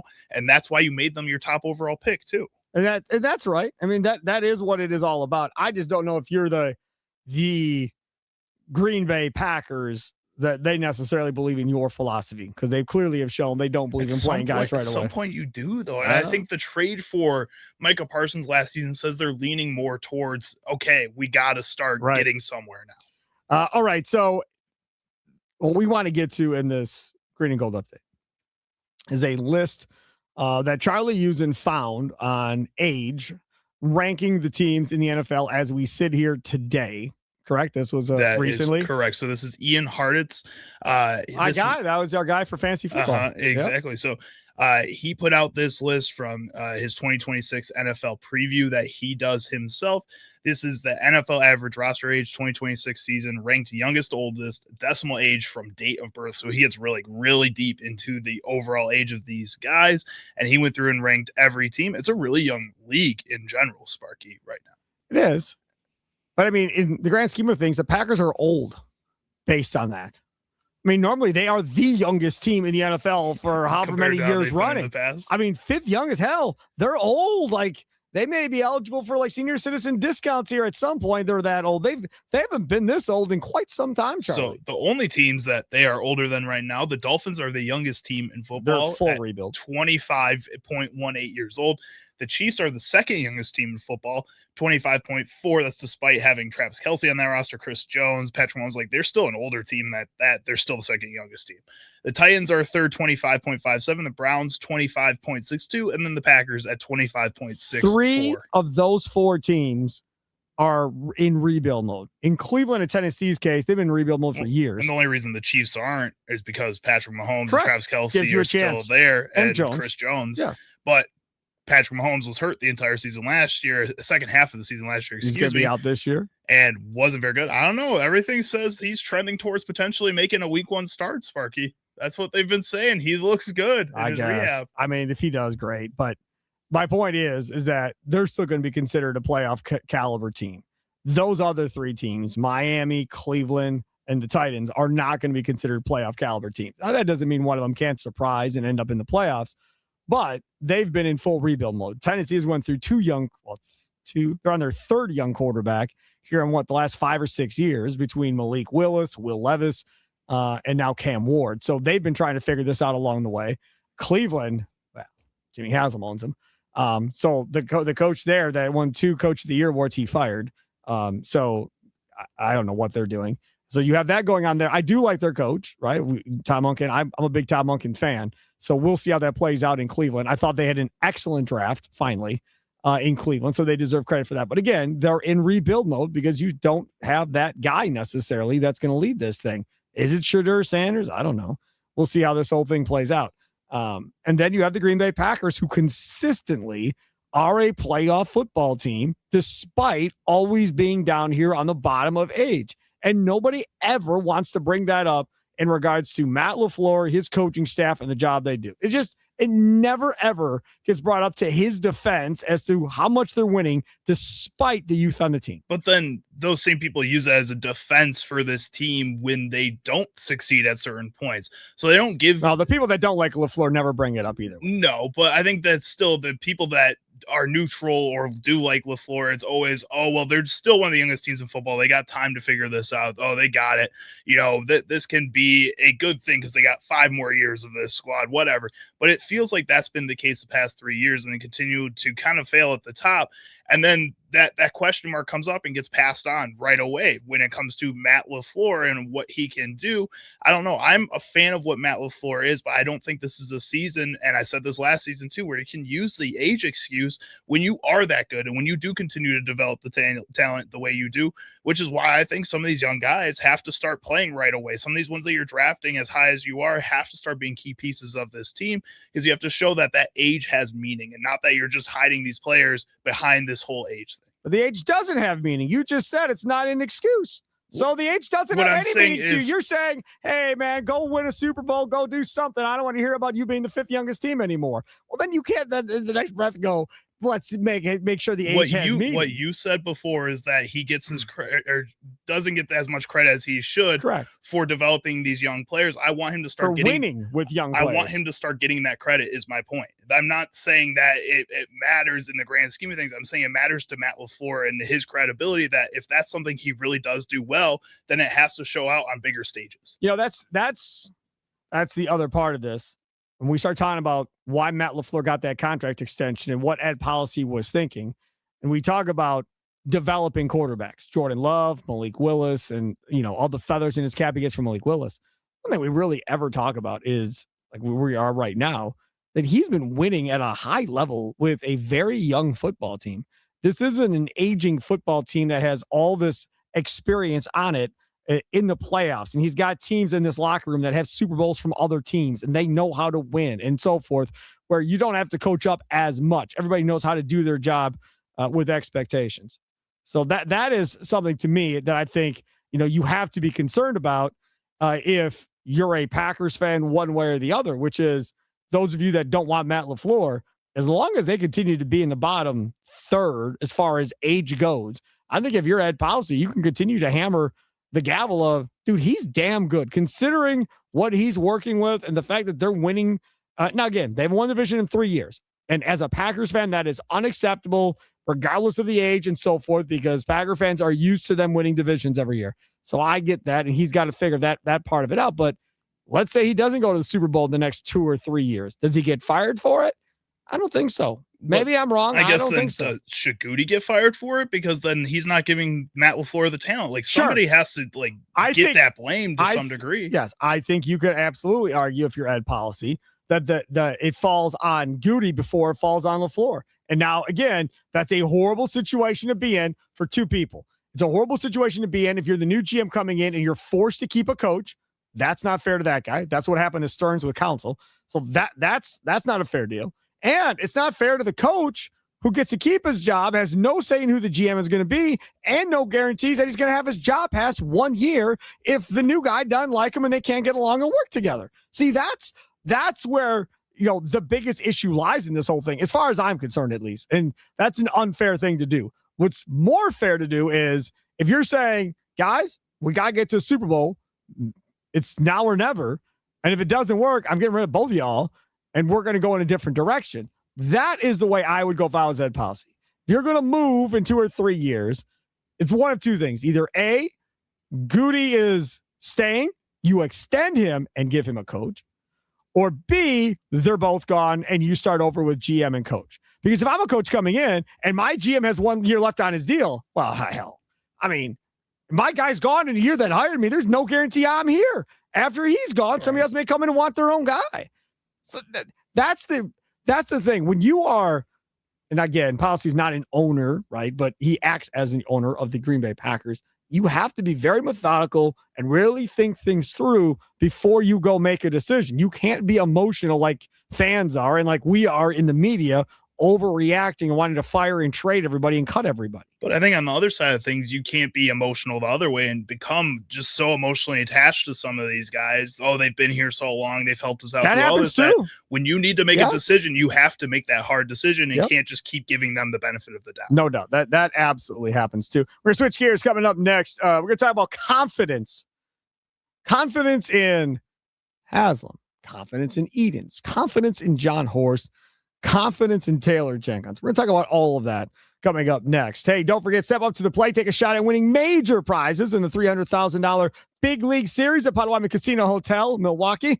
April through June, you could win a share of $300,000 in prizes. All monthly promo entries count towards the grand finale drawings on June 26th. Get triple the entries during Brewers home games and score one of 3 all-new Toyota vehicles. More info online. Must be 21 and rewards member to play. Only at Potawatomi. It's Wisconsin Sports Daily, live from the Wisconsin Sports Radio Network studios, powered by the Potawatomi Sportsbook. Sparky here.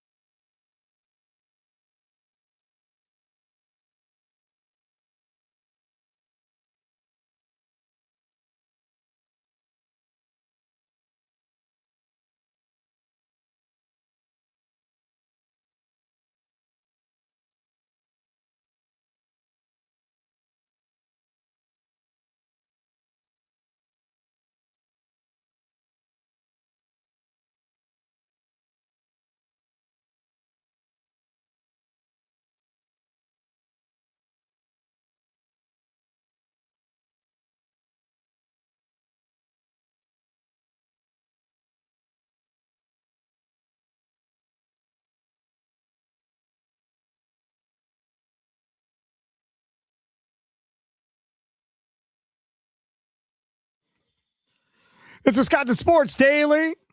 Steve Sparky Fiver with you. Thanks for tuning in here on a Thursday.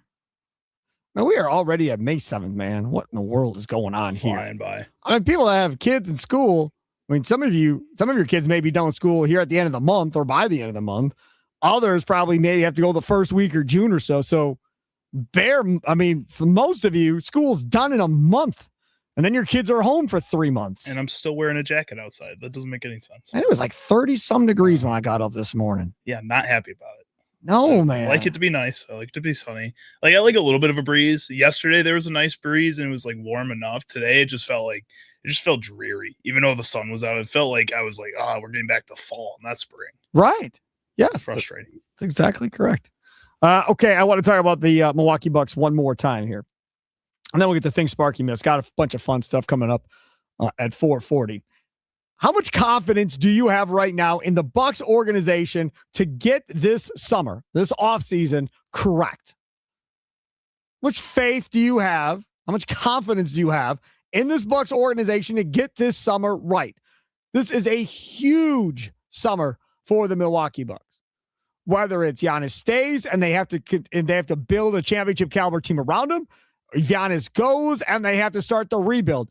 Either way, you have a potential top 10 pick here in the lottery. The lottery is Sunday at 2:00. So we'll see where they end up there. That's a big, big pick for the Bucks. You have future ones. You have a couple of those now you can eventually start dealing here as of draft night. So that's good.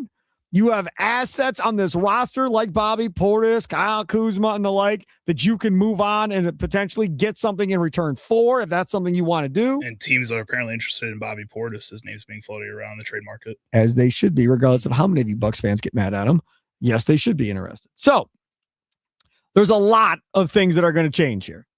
And this roster probably will be overhauled by at least half, would be my guess. There'll be a lot of new names.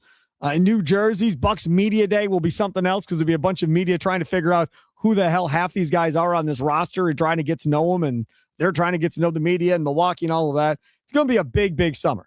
But how much confidence do you have that they're going to get this right? Nikolai Law talking text line 414-677-1250, 414-677-1250. On the socials, live streaming on X, YouTube, and Instagram live at WI Sports Radio. And, of course, on the Fan Milwaukee Facebook page as well. You can stream just the audio part of it and check out any podcast that you may have missed at wisportsradio.com. That's wisportsradio.com. Lots said yesterday. Found this interesting from Jimmy Haslam yesterday, talking about whether or not ownership is going to be more present. Yeah, I think so, but I want to be careful because I have a great partner in Wes. But do I think we'll be here more? I do.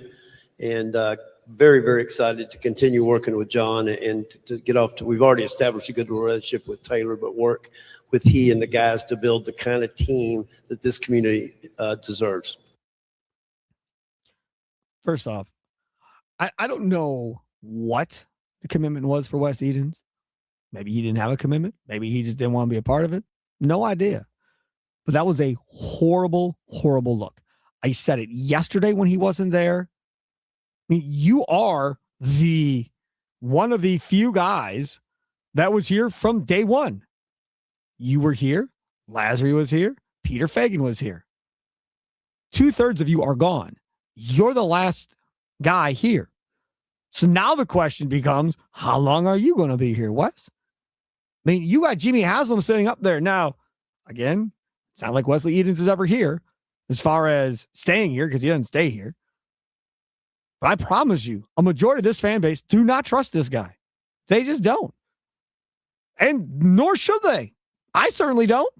Might be the nicest guy in the world, like I said yesterday. Like, I've not heard anybody that I've talked to ever say anything about the lines of, man, he's such a jerk. Like, I hate dealing with that guy. I've not heard it. I've talked to people in Cleveland in the media. I've talked to people around here. I've not heard anybody say anything negative about him yet. Not saying it can't happen, but as of yet, everybody gives you glowing reports. When you talk to people over at the Bucks, super nice to talk to, super supportive, all in, blah, blah, blah. All positive things about Jimmy Haslam, okay? When I say I don't trust him, it's based on that Cleveland track record. That's why I don't trust him. Now, has he won the MLS? But the Columbus Crew? Yeah. So, I mean, he has won the ultimate prize in soccer. Now, how much does that count for you and me and everybody else? I mean, I guess that's up for everybody else. If you're a big MLS fan, I guess maybe that is something that is more important to you than it is maybe for anybody else that's not watching it. Then you have John Horst, who has been a man missing all season. Missing in action. Times went bad, he disappeared. And for me, that was a bad look. Didn't like it. Now, I defend John Horst all the time on this radio show, probably more so than any other host on the Wisconsin Sports Radio Network. That does not mean he's free of criticism from me. Times go bad, so we disappear. I mean, that's horrible. I mean, that's front runner stuff. That's not how this goes, man. You should be out there front and center. Yeah, man, I'll do interviews. Let's go. Let's talk. Let's do this. And instead, the front office went missing in action. Everybody disappeared. Nobody wanted to talk. Had no interest. Bad look. Now, we'll see about Jimmy Haslam. We'll see if he is more willing to do interviews, come on the radio, and so forth. Maybe he will be. You realize I've asked for Wes Edens. I couldn't tell you how many times. Never, ever have I gotten Wes Edens on a radio show that I've hosted. Once? Nope. I feel like just one of the charity shows that you've done. I quit. Stuff. I quit asking. I was like, this is stupid. Why am I wasting my time every time I ask? No. So I was like, okay, I'm done. Done asking. I'm all done. That's why I just kept going to Peter Fagan, because Peter was great. He'd come on whenever we asked. It was awesome. No issues. So that's why Peter Fagan was always on my radio shows, because he was the one person that would always come on no matter what was going on. He'd come on and talk about whatever, which I appreciated. Lazary, we had him the first time of his press conference he came in here. And I think he was on one other time after that, leading up to him playing in the All-Star Celebrity Game. I think he was on the phone. I think that was the only two times we had Lazary on. Now, in fairness, Herb Cole never, ever, not one time came on any radio show I was affiliated with, ever. I had to go hunt him down to go back and forth with him at the Cousins Center in a practice. That's how I had to get Herb Cole finally. Or go sit in the front row at press conferences when he was talking about firing a coach or hiring a coach, and then him and I would go back and forth at a press conference. But other than that, he was not coming on and doing radio interviews. Just not a thing. Bud Selig, nope. No chance. Not coming on with me. So, and that's fine. Like, I get it. I mean, I totally understand that. But when we start talking about being more present to me does not mean sitting in the front row so everybody can see you, getting on a plane and going back to Cleveland. Like, that's not being more present.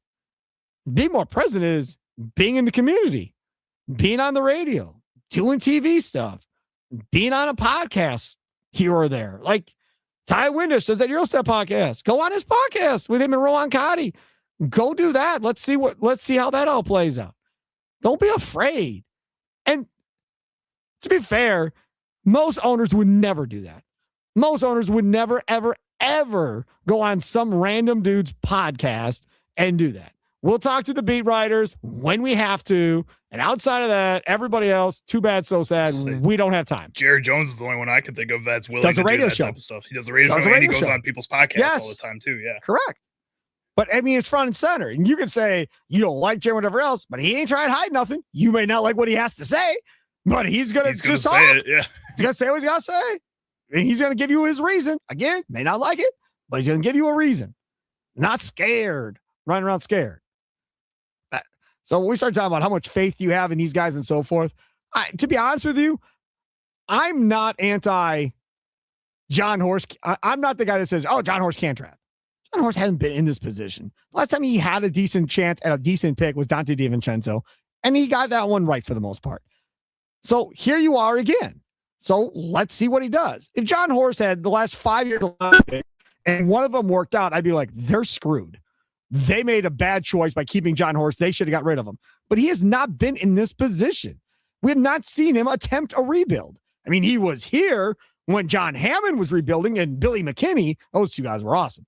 But he was back in the video room or whatever he was doing. So he was technically in the building and came from Detroit with those guys. but he's not been able to run the show himself in a full rebuild. And you blocked him, according to reports, from going to interview for the Detroit job. So clearly you all think he can do the job. But now he's got to prove that he can do the job one way or the other. We also know that John Horst is more than capable of pulling trades out of a hat, like a rabbit out of a hat, and surprising everybody by convincing others to do different deals that he wants him to get done. So I'm fairly comfortable knowing that if there's some way to do something pretty cool to get a young superstar, whatever, that he potentially would turn over enough rocks to figure out a way to do it. So I'm not as scared of that. And I'm not scared of Taylor Jenkins either. I just don't like the cloud over Haslam's head. That's what concerns me more than anything. I don't like the fact that Peter Feigin is gone.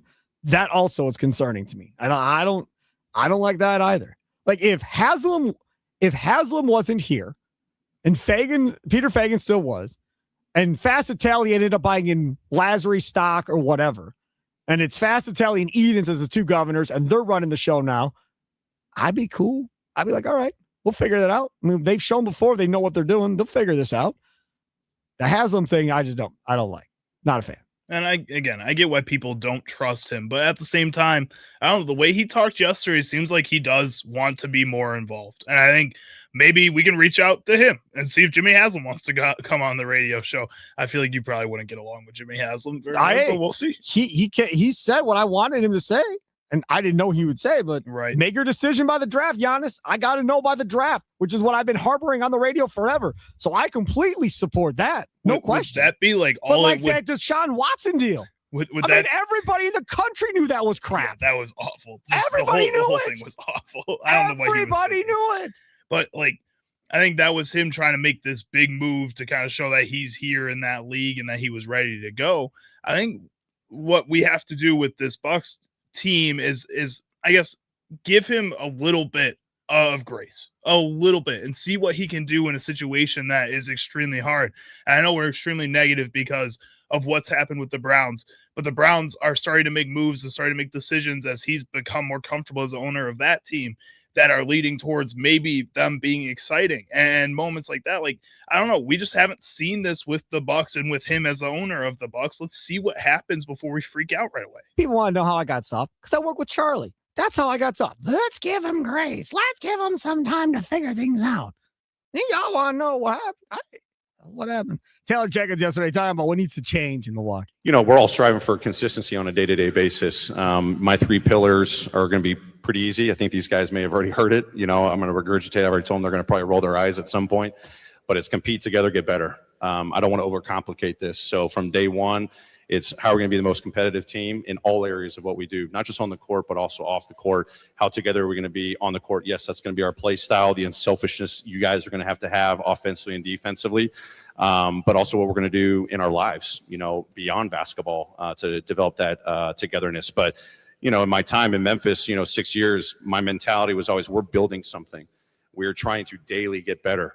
And that's me. I've got to, if I'm going to lead the charge here, with these guys up here, I got to look in the mirror first and figure out how I'm going to get better every single day because I want them to feel that from me. So we can talk about partnership, but in relationships as much as we want, but it's the day in and day out working and living together that I'm going to make top priority number one. And that's what we're doing right now. And it's exciting. We got a little runway getting, to the start of next season, but I want these guys to know I'm going to be on them from the get-go, figuring out how we're going to build this together. The coolest part about that is, and the thing that he can do, he did it in Memphis. Took a bunch of young dudes and molded them into a cohesive unit that fought for each other, talked a lot of crap for each other, but he had them all believing together as a unit that they were going to go win this damn thing. And like we talked about the other day, you see Ja Morant and Jaren Jackson, not on the same team anymore, hanging out, supporting Desmond Bane, not on their team either, for the Orlando Magic, courtside, rooting on their guy. That's a thing. Mm-hmm. I cannot tell you if I ever remember seeing a current player for the Bucks, a former player of the Bucks, watching another former player of the Bucks and supporting that guy on another team. I don't believe I've ever seen it. in my life. I don't believe I've ever seen it. I bet there's probably been a time where Giannis and Thanasis went to go watch Kostas play a game Both somewhere. Bucks. No, both Bucks. No, I'm just saying when this would be Thanasis like- wasn't on the Bucks. This would be like Giannis and Lillard going to watch Brooke Lopez. Maybe that might Right? happen. I mean, that's kind of what it'd be like, right? And messing around. That's not going to happen. But I'm just saying, from the perspective of seeing how tight those guys are and hearing Taylor Jenkins talk about how important that is, that you're one cohesive unit on and off the court.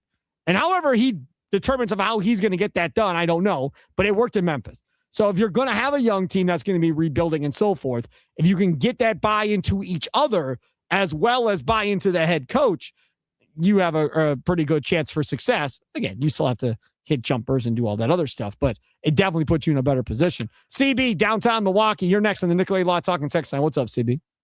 What's going on, man? I got confidence in him, man. I seen the press conference. It seemed sincere. They just seemed like John Horst really, picked his guy and, the guy that he wanted. The main thing with me is you gotta get rid of the mold. And Miles Turner, to me, is the mold. He was one of them. So if you can get rid of him and dump his salary, I think they'll be all right. Thanks for the call, buddy. I don't know, man. I don't know who the Mo was. I mean, everybody thinks it was Cam Thomas. That's what everybody thinks. I don't know if it was Miles Turner one way or the other. I'll tell you this. I'm fine getting rid of Miles Turner, though. He wouldn't do jack nada without Giannis on the floor. It was horrible. So if Giannis ain't here, he don't have to be here either. And as I've stated prior, they could unload this entire roster for all I care. They all can go and start from scratch and do it that way. But based on everything you hear and read, they don't want to do that. They don't want to rip it all the way down to the studs and start over. They want to do it the Herb Cole way. Stay as competitive as possible for as long as possible. If that means we're hanging around the play-in tournament or hanging around 7 or 8 while we try and get lucky and find another superstar, so be it. That's what they're going to try and do. And that gets you absolutely nowhere. If we're being honest, you just tread water and frustrate everybody watching the product. And even the teams that succeed at that have to take 1 to 2 years where they have those super down seasons to get back to immediately bouncing back to compete. The Thunder had to do that. The Spurs had to do that. Yep. The Lakers had to do that before they went and won that 2020 championship. Like, all these other teams know that they have to bottom out at some point, knowing that they can rebound quickly with the group that they have eventually. Or the Warriors did that for a year or two. Like, you have to be able to do that. But fine. But when Herb Cole was here, Herb Cole never wanted to bottom out. No. Never, ever, ever wanted to play for that 8 seed and deal with it. That's what's scary about this current Bucks team, is it kind of feels like it's in that same boat. They're not willing to bottom out for 1 to 2 years to get back to dominance. Correct. Because you don't know. You may plan 1 to 2 years and maybe 5 to 10 And Giannis and is can't saying figure it no. out. Giannis is saying that's not what I'm going to do. And all these other stars were willing to do that. Habish, and Rotier, they never bottom out. They're always winners. They're always number one when it comes to somebody getting hurt in a car accident or something along those lines and needing somebody to represent them. You get to be in business since 1930 because you are so good at what you do. And there is a basis for it. Habish. 1930. They've had all kinds of different lawyers come and go and so forth. But that standard that they set, the standard that they expect, has been consistent through all of this. And that's how you get to 13 locations: Milwaukee, Green Bay, Madison, Appleton, Kenosha, Lake Geneva, Racine, Rhinelander, Sheboygan, Stevens Point, Waukesha, Wausau, and West Bend. I mean, you want to talk about just throwing stuff at a dartboard and seeing what sticks. Literally, that's pretty much what they did. They went boop and all over the place. There they go. It's unbelievable. National reputation. Why? Because they win. Groundbreaking wins in the state of Wisconsin. Some that have created safety laws in the state of Wisconsin based on what's happened. These are the people that are going to take care of you. National reputation, hometown service. Hometown service is they're going to treat you like a friend. They're going to treat you like you're a member of the family. They're going to bust their butt to get you what you deserve at the end of the day. Not just going to be another number or just another quick case so they can get on to the next big one. That's not how this works with Habish right here. Check them out today. National reputation, hometown service. Check them out at habish.com. Things Sparky missed coming up next. Wisconsin Sports Daily, live from the Wisconsin Sports Radio Network studios, powered by the Potawatomi Sportsbook. Sparky here.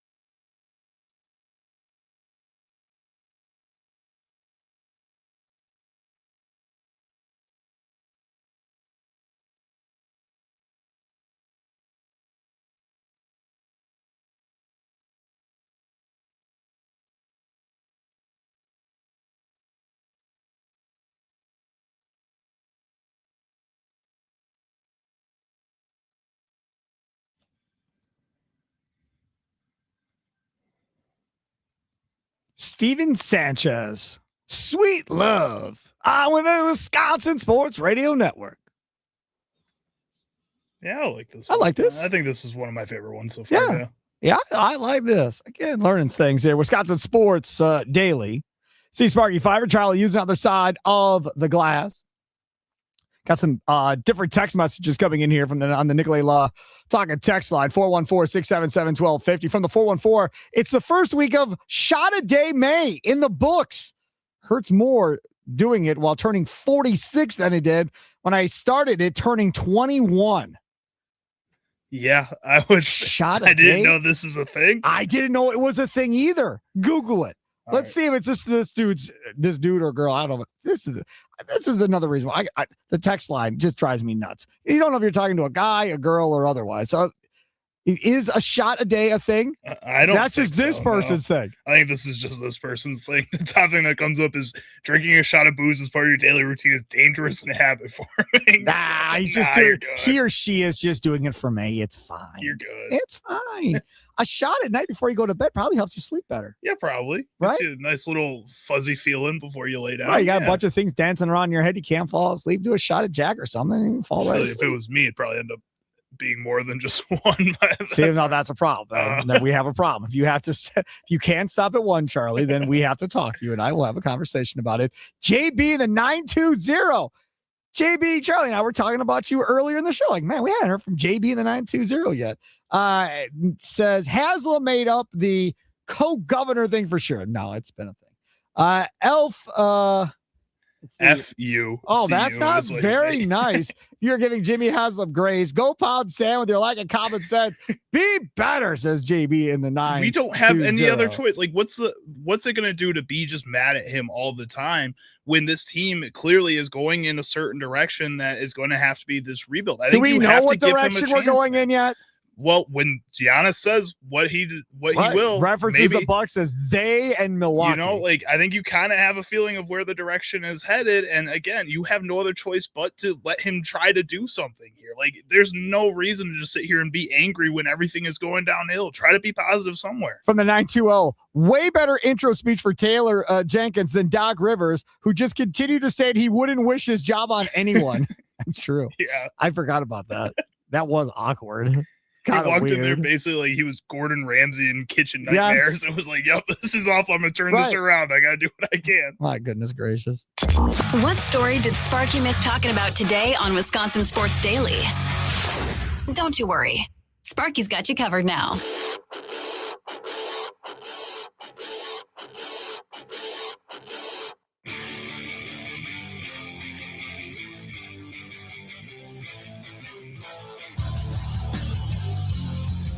All right, let's get to things that we missed on today's show.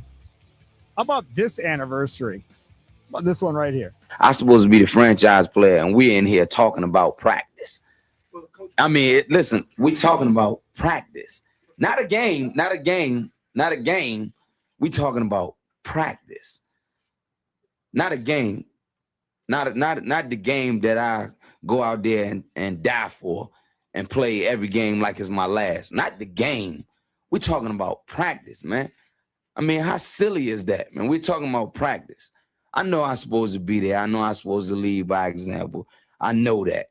And I'm not shoving it aside, you know, like it don't mean anything. I know it's important. I do. I honestly do. But we talking about practice, man. What are we talking about? Practice? We're talking about practice, man. We're talking about practice. We're talking about practice.